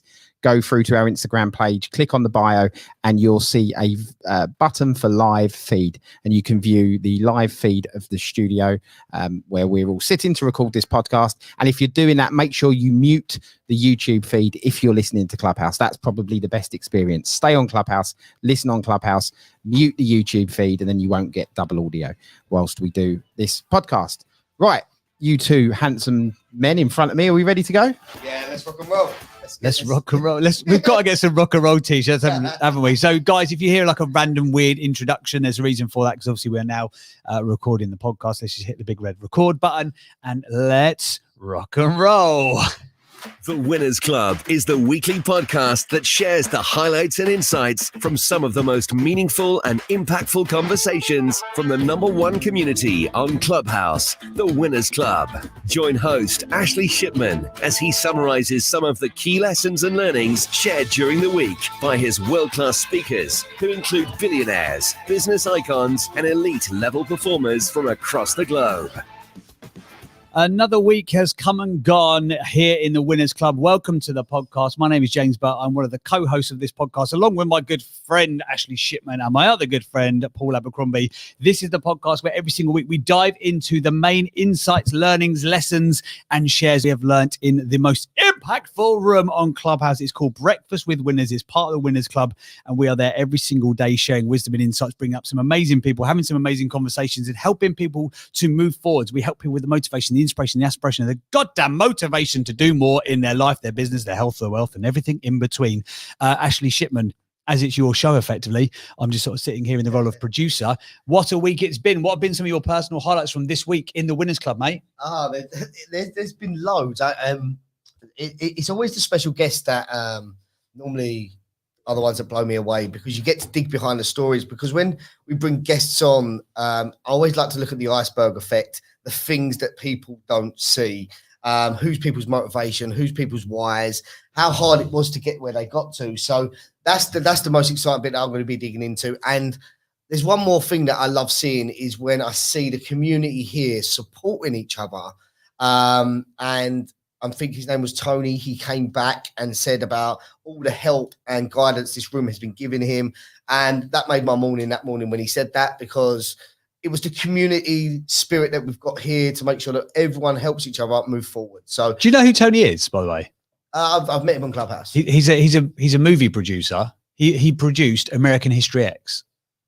Wow, really? Yeah, he's big in the game. Like when he's like, oh, I'm really a bit nervous about coming up to speak. He's produced one of the best films of all time. And he's like so laid back about it. I Googled his bio. I was like, did you actually make that film? And he's like, yeah, I did. I was like, well, I doff my cap to you, sir. He's like, oh, don't. I'm getting all shy. He's like, you guys are smashing it on Clubhouse. I was like, mate, you made one of the best films of all time. Right? Forget Clubhouse. American History X, what a film. Paul Abercrombie, what's been one of your highlights of the week, my friend? My highlight would have been yesterday. I think one thing we know about Clubhouse, and I've noticed over any other social media platform, is you actually get tangible results, proper advice. Yes. And I come from the prior to Clubhouse, I come from the sort of world of being part of masterminds and peer groups and stuff like that. And if you was listening yesterday and you want to know anything about marketing, branding, and the title of the room was Marketing and Branding yesterday, I think. Yeah. At one point, we had the ex-EMEA chairman of Microsoft in the room. We had John O'Brien, who's a regular in this, who has huge interest in a PR group. And we had the global marketing director of Walmart, Julie, in the room, all giving marketing advice. How much would that cost if you went to a mastermind group? You wouldn't get it, would you? Realistically, no. You would not get it. And the thing was, they bounced from one person to the next. So Jan, who's the ex chairman of Microsoft, said something. Then John was like, do you mind if I just add something in? He was like, well, of course you can, John. You're flipping PR royalty. You can say whatever you like. And he's like, do you mind if I bring my friend Julie up? Because she's got some stuff to say on it. And it's unbelievable, the levels of insight and wisdom. Like I say, masterminds, this is effectively, I think Clubhouse has taken the place of mastermind and live events. And it's kind of combined it all together, hasn't it? Because masterminds are relatively expensive. You'd be paying a good six figures to be in a room with those sorts of people at the same time, wouldn't you? In the real world. Yeah, and what's been created here with Breakfast with Winners, I hope the audience appreciate that those high level conversations, the advice, the guidance that people are giving is real, and it would cost you. I know we don't say it just for the sake of saying it. It would cost you tens of thousands of pounds to get in rooms with people like that in the real world, in the physical world. So yeah, that would have been my highlight. Absolutely. I've got to say, one of my highlights this week was when it was the 1 year anniversary, wasn't it? If you're listening in real time, of the 1 year anniversary since we went into the first lockdown here in the United Kingdom. So we had a podcast, a Clubhouse room, which was about pivoting or just sort of shifting or changing or sort of stopping what you were doing. And there was so many amazing, inspiring stories. But the other thing that I love about Clubhouse is that people are so willing and able to be open and congruent and transparent. And it wasn't all like, yeah, well, my business was going rubbish. And then all of a sudden I decided, well, why don't I make hand sanitizer? And now I've become a multimillionaire and I'm driving around my Ferrari and I'm having a lovely life. It was, people really shared how dark those moments had got. What was it like to deal with staff and you didn't know if you could be able to pay them or not? So I just love the transparency of that room. I love everything that it was about. And that for me was a real, it showed me the power of a platform like this. It showed me what it's really about when it's at its very best. That was, for me, was its very best, I would say. We've got some clips. We're gonna bring some people up. If you're listening to the podcast, by the way, we're also what are we calling this? Simicasting, super broadcasting, mega platform casting, whatever. We're basically we're on Clubhouse, we're on Facebook, we're on YouTube, and we're recording this for a podcast as well. And whether you're listening to this on Apple, Stitcher, Spotify, Google Podcasts, you're like, oh, they're getting this all at the same time. Yeah, we are. We're not messing about. We're creating a movement all off Clubhouse. But we've actually got some clips of highlights of the week. Not only did we have amazing conversations, as we've just alluded to there, but we had some amazing keynote guests come on board to share. We invite people on and they have sort of like a guest spot. We invite people, we try and get half an hour of their time. Again, these are people at the very, very top of their industry. Generally, we say, can we have half an hour of your time? We've got an amazing group of people. We'd love to share your story. They tend to come in on the basis of it being half an hour. They stay for about 2.5 hours and they just do back-to-back Q&A and give tactical, practical, tangible advice, which is so valuable. One such person who was on at the very end of last week / beginning of this week was John Lee Dumas.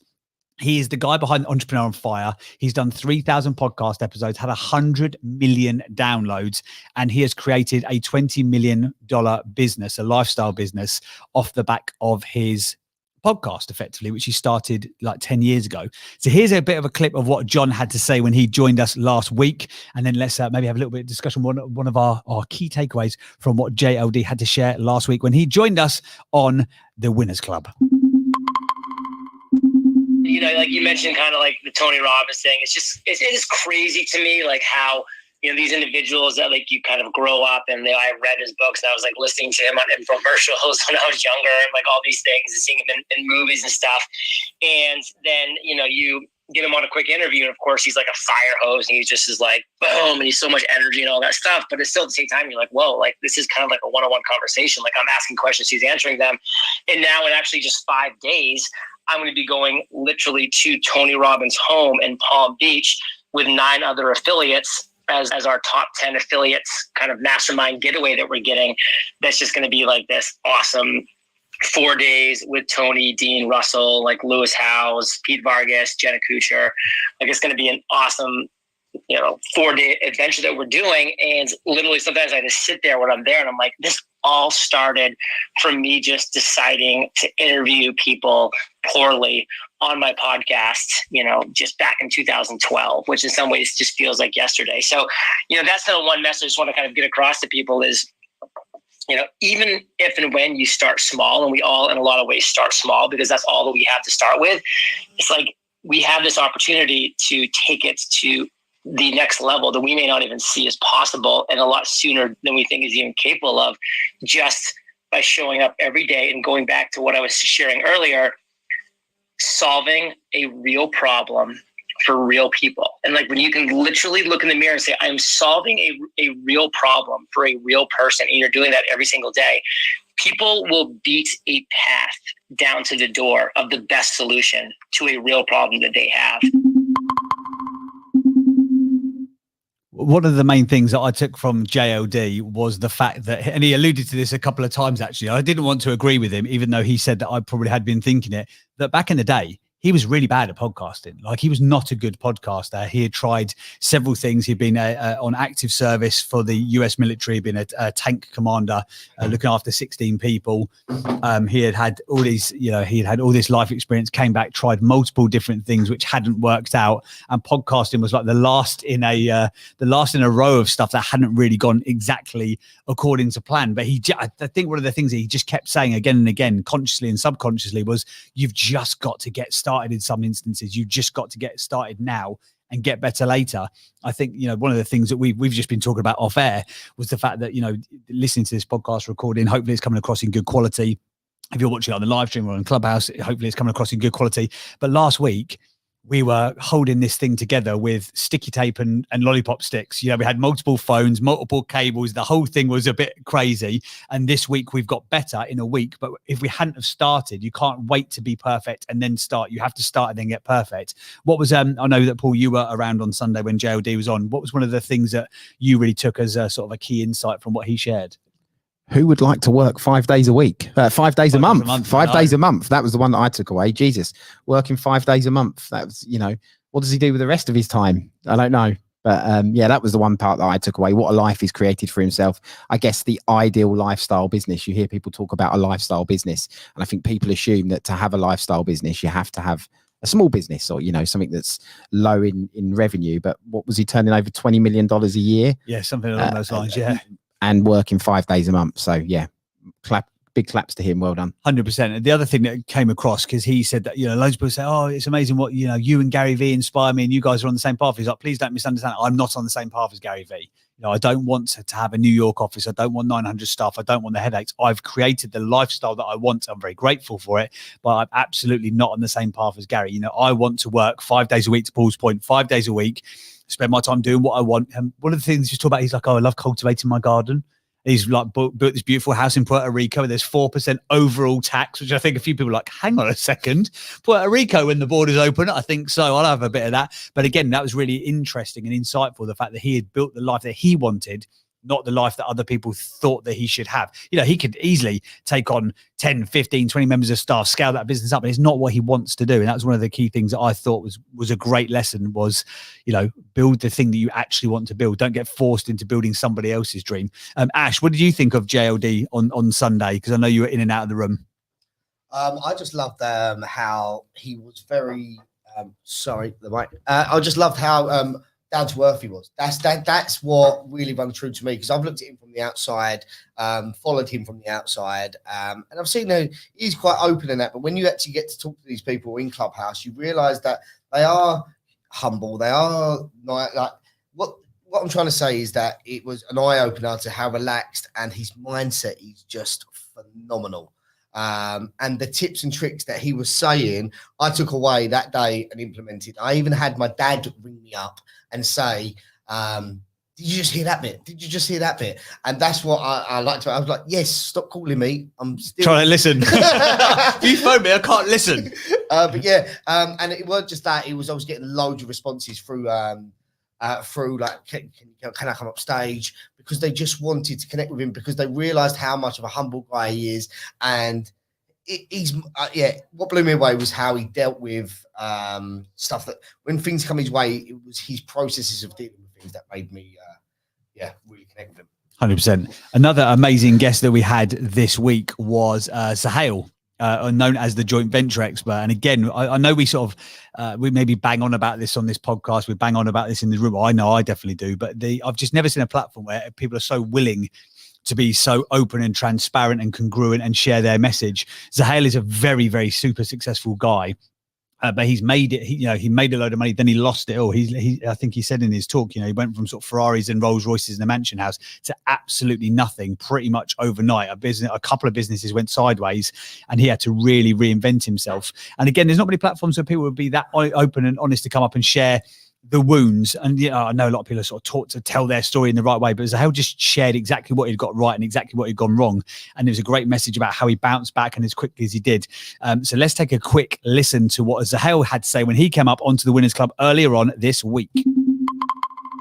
One of my first clients was a small company called QVC.com, which most people have heard of as a shopping channel. And I was instrumental in helping them develop their e-commerce systems earlier on.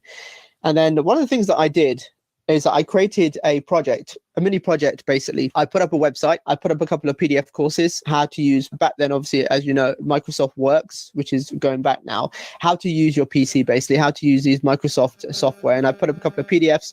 We put up a one-page website. And it was very early on. This was an e-commerce site. So this was back in 96, 97. And we put the website up. We attached a shopping cart to it. And then in 98, Google was launched. And we were ranking #1 on Google. Basically, obviously now it's much harder, but back then it was, Google had just launched then, and we would be getting orders every day automatically. People would go to the website, download these PDF courses, pay for them, and it was all automated. So we had this website, we had this e-commerce website up, making money, and that's what we showed as a case study when we went out and did internet consulting, pretty much internet marketing, to be honest with you. So there we were consulting with a lot of companies. We had some .com companies, we had VCs, and back then in that .com boom, there were so many companies spending so much money. So we had average contracts between $25,000 and $40,000 per contract for internet consulting, and it was a very lucrative time. And we had this case study website that was making money.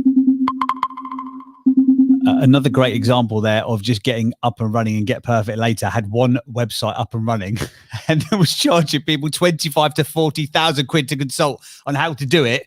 And this is back in the early 2000s. So what is that worth now? That's double that money realistically with inflation, at least. So yeah, fantastic. Another great clip. We've had some amazing people on. We're going to give you one more amazing clip of a guest that we've had on this week, and then we're going to open it up, because if you're listening to the podcast in real time, maybe you don't realize, but we're live simulcasting this onto Clubhouse as well.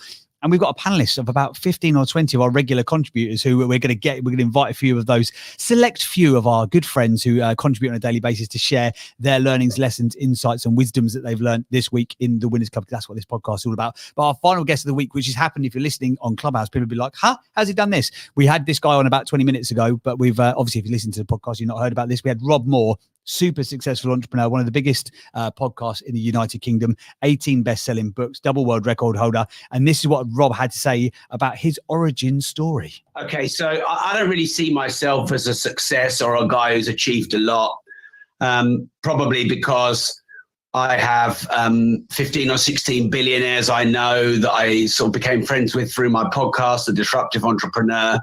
And a lot of my mentors are at that 9, even 10-figure level. So I just see myself as a 42-year-old who still feels like an 18-year-old just trying to do some good.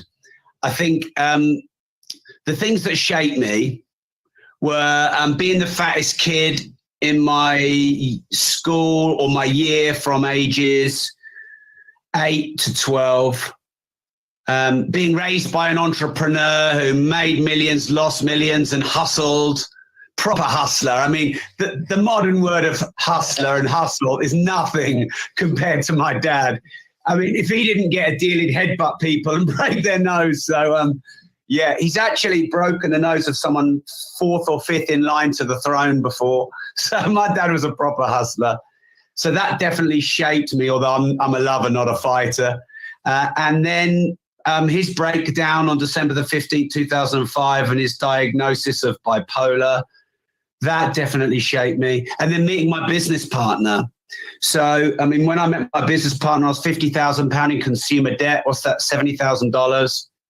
And then when we sort of started working together, we bought 20 properties with his money in year 1, another 30 in year 2. And now we have 990 properties that we own or manage in about 4 different property companies we have. We're developing 142 units, which will be done. London values, there'd be about $250 million. Peterborough values, they're a bit less because Peterborough's not London, but I mean, they're still tens of millions. So there you go. Another insight from a very successful person. So across the week, we've had John Lee Dumas, we've had Zahail, the joint venture expert, and Rob Moore. We're bringing some incredible people on a weekly basis into the room. And again, it's not just sort of to hear their stories as far as possible. When time allows, we also open it up to Q&A. So if you're listening to this in the podcast and you're not yet on Clubhouse, or if you are on Clubhouse, but you're not yet as part of our group, come and join us. We are over at the Winners Club. Find us on the Winners Club or search out Breakfast with Winners, 6:30 to 9:30 to 10 o'clock every single day UK time. We are there sharing the insights, wisdoms. We have a daily discussion, bringing people up to the stage, and it's a community-based room as well, where we let everybody have the opportunity to share their wisdom, insights, so that we can all collectively grow and learn together, because all boats rise in a high tide. Ashley Shipman, talking of this beautiful community that we've got here in the Winners Club, let's get a few of them up, shall we, and ask them what they have taken away from this week. Great. Thank you very much, James, for taking that. So, guys, just to quickly do a reset, this is recorded for the Winners Club podcast. So if you could try and keep your answers and your highlight of what you've learned this week from the room, that I would kindly appreciate. So keep it nice, concise. We're just going to run through of what your highlight of the week was. So if you could flash your mics, I'm going to work my way down the panel. So, Jennifer, what was your highlight of the week? Hey, Ash. So my highlight was definitely Zahail sharing so openly the mindset it took for him when he got knocked down to getting back up again. And after losing a 15-bedroom mansion, all those classic cars, and then basically moving back into his mum's house, like that could have crushed absolutely each and every one of us. However, it didn't crush him, and he was just so clear on how he managed to get back up and put one foot in front of the other every single day, over and over again, until he reached the point that he is today. And I just thought that was just such a great share for everybody that was tuning in and listening. So really appreciated that this week. I love that that reset, that humble, getting back to basics of what he had to do, and the way he handled it and moved forward was great. So thank you for that share, Jennifer. Just to let you know the way this works, guys, I work my way down the panel of the flashing of the mics. So if you want to flash your mics, Babylon Brooke. Hey guys, hey everyone, it's great to be here. I agree with Jennifer completely. I really enjoyed hearing Sohail's story. And it's interesting because quite often he's in rooms. He's in a lot of rooms, but he doesn't say all that much. And I find that sometimes the ones who say the least have actually been through the most. And I really enjoyed hearing his story and what he's been through and how he's managed to turn that around. So I'm echoing what Jennifer has to say. Thanks for having me. It's Babylon Brooke blowing you a kiss. Thank you, Babylon. It's always a pleasure to have you here. So anyone else wants to say a highlight of the week, flash your mics. Hina. Hi, mine was actually Rob Morse just now. I just found it so motivating. The energy was insane. His persistence, consistency and passion for what he does, it just reminds us why we do what we do. And I really needed that on Friday. So thank you. I really enjoyed it. No worries, no worries. So, guys, let's talk about an actionable step that we learned this morning. So, for anyone that's listening on a podcast or on any other stream, let's talk about an actionable step that you learned this week from the room, from the speakers. So, flash your mics, guys. Beiju, an actionable step that you learned or took away from this week. Sorry, Ashley. Well, I was just going to say, I don't know if you recall, James, the previous Sunday, we had a lady who came on to Clubhouse. It's about ordinary people where she wanted to exercise and she couldn't. I remember her well. You did some sniper coaching with her, didn't you? Yeah, but the impact, but remember last week, James, when she came on, so I set her a challenge, well, she set herself a challenge to walk for 30 minutes every single day. And she did it, but the impact on her life was unbelievable. She came on, she was crying. She was seeing things in her town she's never saw before. And it was unreal. And I did a story about it. And so sometimes, yeah, you know, Sohail, Rob and all the JDS and all the top high level people perform it. Sometimes it's the ordinary stories that makes the biggest impact. And that's what Clubhouse is, sort of change people's lives. So that's my highlight of the week. Thank you, James. Thank you, Ash. I see that, Beiju, on your story, on your stories. So, right, well, flash your mic. 2 seconds. Somebody's still unmuted. Who's unmuted on the panel? Somebody's still unmuted. Find them, hunt them. Who is it? Me. Oh, no. There we go. It's Ashley's fault. We'll edit that bit out of the How podcast. is Ashley going to boot Ashley out? That's what I want to watch. Should we kick him? Let's have a flash of mic, so we should kick him down, move him off the stage. Sorry, guys. Schoolboy eras. Schoolboys. Yeah. So let's rock and roll. We have flashing your mic. So we have Karen. Oh, Kai. What was your takeaway from the room? Kai, over to you. What was your takeaway first, mate? Then we'll come to Karen next. Sure. I have one quote and one actionable point. The quote is by Pat Summitt, and I think that works very well with the Winners Club. It says, winning is fun, sure, but winning is not the point. Wanting to win is the point. Not giving up is the point. Never letting up is the point. Never being satisfied with what you've done is the point. And I think the connectivity of the wanting to win minds created not just value, but also the basis of social enterprise, philanthropy, vision, and co-created music and art. And that opens up opportunity. So on Clubhouse, there's a bunch of us in the process of organizing. Hello. Fine. Just to let you know, guys, and anyone who is on stage, this is a recorded podcast about the highlights of what's happened within this room this week. So can we link it back to what's going on in this room, please? I did ask for highlights in these rooms. So, guys, can we please flash your mics on who has got a highlight that they have taken away from the Winners Club this week? Karen, are you there? Yes. I have to say, I've just been filled up the entire week, but I have to say, Rob really kind of hit home on some things about filling your space up with the people who want to support you. That was the thing, and just do it anyways, even if it's sloppy. Just do it, because at the end of the day, it's gonna progress and become that much better over time. So those are my absolute takeaways. Just do it anyways, and fill your space up with people to the point that there's no room for haters. I love that when Rob said that. This is Karen. I'm done speaking. Love that, Karen. So, Grace, what was your biggest takeaway?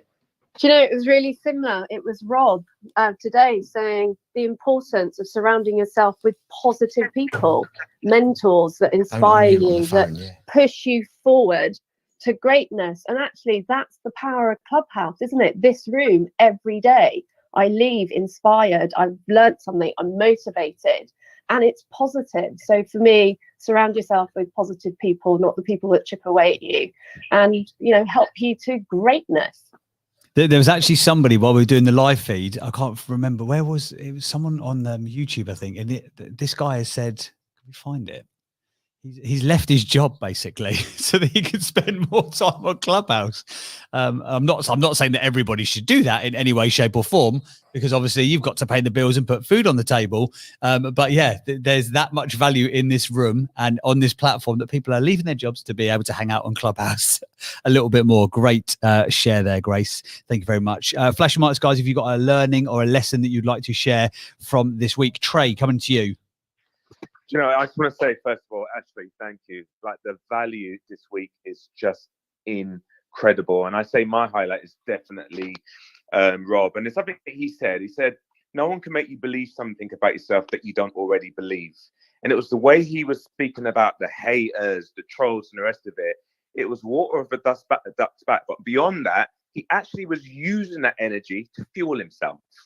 And it's crazy. I always call that term pain juice, when you take pain and use it as fuel. But it was just all about the power, about no matter what was coming his way, go forward, go forward, go forward. Surround yourself with the right people. Go forward, go forward. Always look up. Surround yourself with people doing things better than you. Keep going forward. It's incredible. And in the generosity, and I think everyone that's come on, I noticed that there's a level of generosity. You'd expect about hearing their voice to be about money, money, money. No, they are all about how can I pay it back? How can I pay it back? How can I pay it back? And that seems to be the key to their success. It's how can I add value? And actually, you do exactly the same thing. How can I add value? How can I add value? And that's how people grow. And I think it goes against what most people think entrepreneurial is. What can I make? What can I make? What can I make? No, it's what can I give? What can I give? What can I give? And guys, I love it.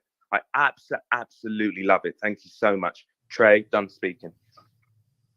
How cool is that? And this is coming from the guy who produced one of the best garage songs of all time, Body Groove. And in a future podcast episode, if we can get the licensing rights from Trey or his publishers, we will play out that song as the intro or the outro for this podcast. I think that would only be the right thing to do. Get us kicked off Spotify, but fundamentally, I don't care. Let's just do it anyway.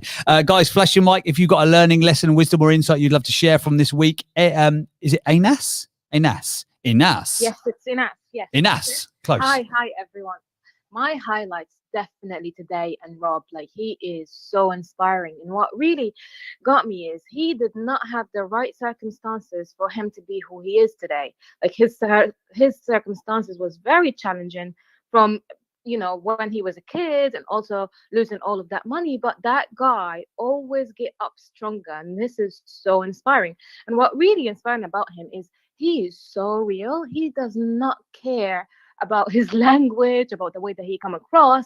He is authentic, and it's so great to see people in his position still speaking the way that he speaks, relatable. And he's really inspiring. One thing that he said about him being a fat kid, and he's still like, okay, well, that belief didn't go away, but it doesn't stop him anymore.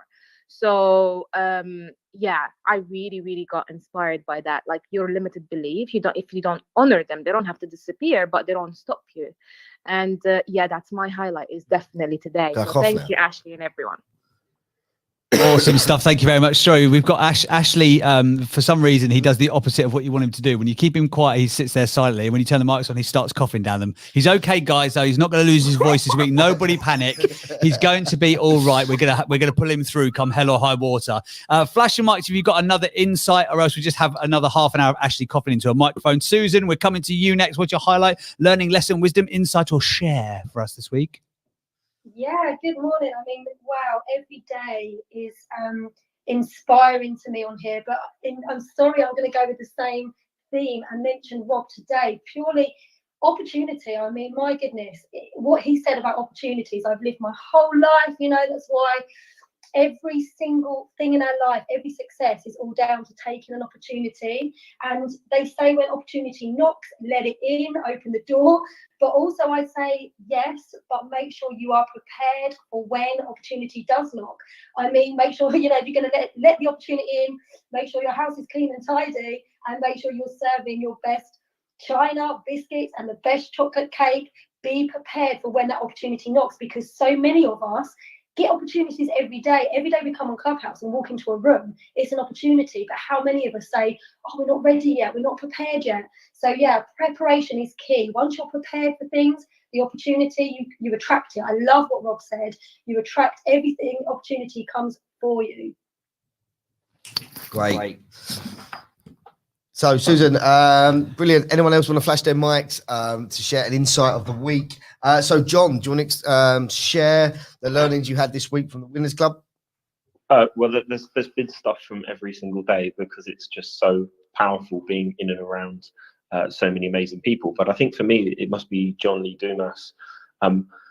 I'd never heard of him before. I don't know if I've been hiding under a rock somewhere, but I've never heard of him. But listening to him speak was incredible. It's led me to kind of listen to a few of his podcasts and research him more. And I think the thing that was amazing for me is that building the life you want to live and choosing to turn down opportunity because he's satisfied with where he's at, when that opportunity is so exponentially massive. He's just powerful, and someone who just knows, I have enough, I have the life I love, and I'm just going to spend my time here. That's just really incredible, and loved it. Brilliant. So thanks for that share there, John. So we're going to fly through a couple more. So we have Reg. Reg, what was your biggest takeaway this week from the Winners Club? Echoing some of the other things, definitely with Rob, what I'm left with is stories, both positive, negative. And there was a couple of statements that he made, which I wrote down, which I think could be a good title for a book. So if anybody wants to borrow this from me, you're more than welcome, which is stories that drive you and stories that stop you. And I thought that was the most powerful bit of different things that he was saying and what I was left with. What stories drive us and what stories stop us. And if we can get those two lists down, it could lead to transformation. And I liked what he said about turning points in your life and breakthrough moments. It doesn't matter how bad things are in your life. That situation with your parents or anything else could be turned into a positive. It can drive your why and your purpose. And I love that about Rob. So thank you for making that happen today, Ashley. I'm Reg and I'm done. Thanks. Thank you for that share there, Reg. So does anyone else want to share? So we have Sharon. Sharon, what was your biggest takeaway from this week? Oh God, there's been so much. I mean, Sohail was amazing, but I'd say the one thing that really struck me with what Rob said that impressed me was about when he was talking about his haters and the trolls and everything. But it wasn't so much about that. It was more about the message, which was turning what could be a perceived weakness into a strength. So he actually turned something that was, against him into a strength. And I found that really powerful. So that would be mine. Thank you. Awesome stuff. Thank you very much, Sharon. Really appreciate it. Great stuff that people are taking so many learnings and lessons from this week. And what's great and what's so fulfilling about running a room like this and running like a group like this and a little collective like this, there's a Facebook group and we're doing the live streams and all that kind of good stuff and podcasts, is the fact that people are taking the information and then doing something with it. It's often said that knowledge is power, but knowledge is not power. Applied knowledge is power, but you've got to do something with what you've been given in order to make it valuable. Has anyone got a final, flash your mic if you've got a final thing that you'd like to share, a lesson, a learning, or an insight, or a bit of wisdom from the week? Has anybody got one final thing? Hina, were you just flashing again? Were you coming up again? Hina, go on. What's your take? What's your final one? By the way, this is going to be the final one, so no pressure on you, but this better be absolute audio gold. Right, okay, gosh, well, hopefully it will be.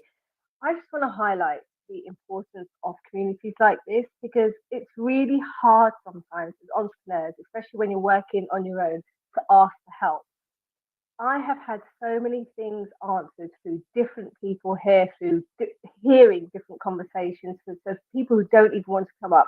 There's so much help here to give out and to be taken. So I think it's just an amazing community, and it's amazing that we're here for each other.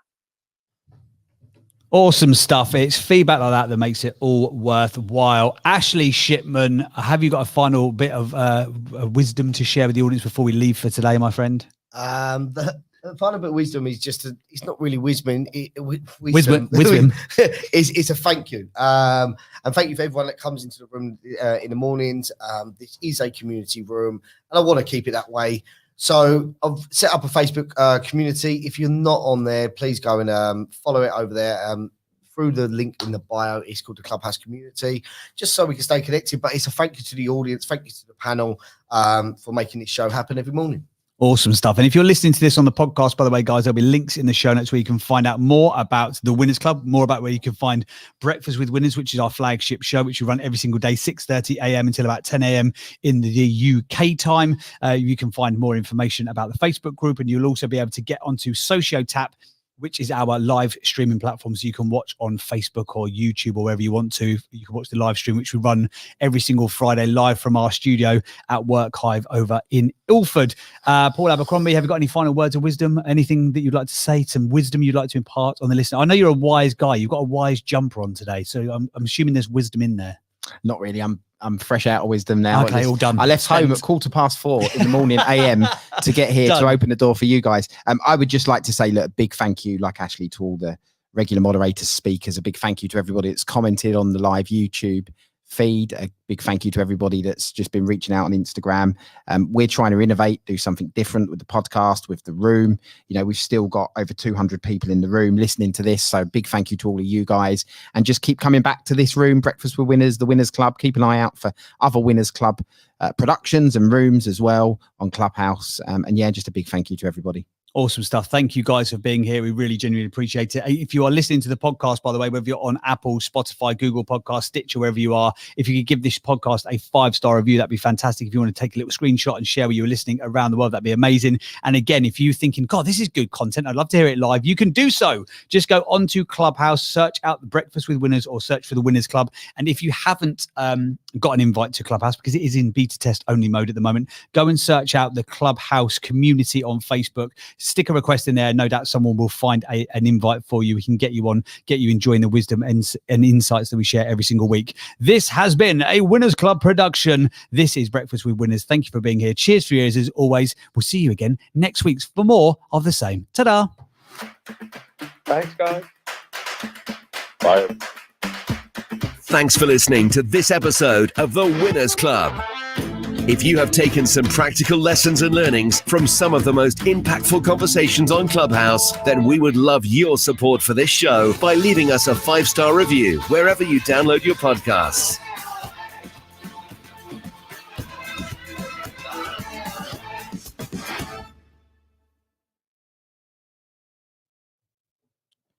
Right, the big red button has been pressed, so feel free to say what the hell you want. Thanks, We're no everybody. longer recording. It's all stopped. Say what you want. I tell you, I was thinking about something. This is Karen speaking.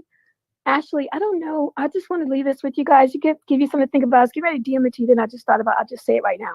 You know, I have access to the Apple, the Roku, Amazon Fire, Android TV, We do it on a network that's global, and we're doing some amazing things on this particular platform called KP Media TV.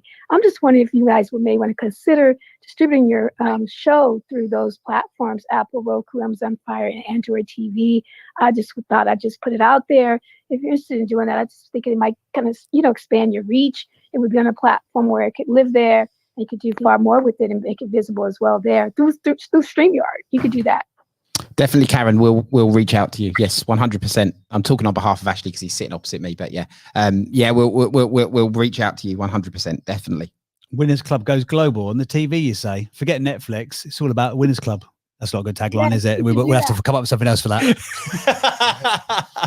You can do better than that. Yeah, I think we probably should, shouldn't we? Frankly, maybe we should mull it over. Let's do a whiteboard. You've got a gigantic office with a huge all-wall whiteboard, haven't you? Can we go brainstorm? Next door. Can we mind map? I'd like to mind map that one and come back to us next week.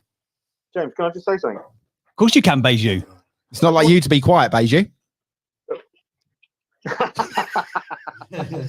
just want to give people like Clubhouse for us sort of started about 2-3 months ago, and Ashley had this vision about starting this room. He started this room, and I want people to understand that I'm sure that at the start when he started this room, he didn't think of a YouTube stream or rest of it. As you go along and be more consistent, the consistency brings clarity of new opportunities, and with that opportunity, then you can take action. So it'd be really great one day. When was the first conversation? Did James say to Ashley, "Hey, we could do a podcast"? Did Paul say to Ashley, "I've got a studio"? Because I think people, when you can only join the dots going backwards, not forwards. And I'm sitting there thinking, I'm sure 8 weeks ago you didn't think of this, but you had one conversation offline. Could we do it? Could we not? How did it work? Can we record? Can we not record? And the end result is what you got here. So I just want to commend you guys for the reason this is working is you got consistency, you took action, and you test and measure and test and measure. So I just wanted to give people sort of an insight and think that's sort of the blueprint of any sort of business. That sometimes 2 or 3 months ago, you never thought of this, but something occurred, you took an action, something else occurs, you took an action, and something else occurs. So I just wanted to give you that feedback. Yeah, look, I'll add on to that quickly, Beiju, without giving away too much of our top secret plans. We don't do it. We obviously don't do it. The three of us, this just shows how business can be done or how an arrangement can be done. And actually, there's no business that's been done here at all. We're just 3 guys with a studio and a live stream feed, and that's about it at the moment. 3 guys with a dream. Yeah. 3 guys with a dream and a Roku contract. Thanks to Karen. No, but we ended up in a WhatsApp group. We sort of gravitated to each other. We offered to help each other out. This conversation about this, what you're seeing here now, basically started probably 3 months ago. 2 months ago. Two months ago. It was about 3 or 4 weeks into Clubhouse, being on Clubhouse, when the conversation started. Some meetings happened. Obviously, COVID has got in the way and restricted initially us meeting. And so, yeah, it was about 2 months ago. And we actually decided to go for it and got the actual live stream part put together in about a week. So, and that was the one that was last Friday. And now we're into this Friday and changing and iterating every single time. So, yeah, thank you, Beiju. Awesome stuff. Well, thank you very much, guys. Really genuinely appreciate it. It's been an incredible week as per usual. Is there a breakfast with winners tomorrow, Ash? Is it on a Saturday? Are we having a break on a Saturday? You having a morning off? It will be tomorrow. Of course it will be. He said last week, he was like, I feel I'm not going to do Saturdays anymore. I went, oh, yeah. No, this is why we're looking for hosts at the moment. So yes. I can look for people to be running our Saturday show. Awesome. So if you want, go over to my Instagram bio, go to the social tap. It says co-host. I'm looking for co-hosts to start taking more slots within the morning, and some co-hosts to take the Saturday morning show as well.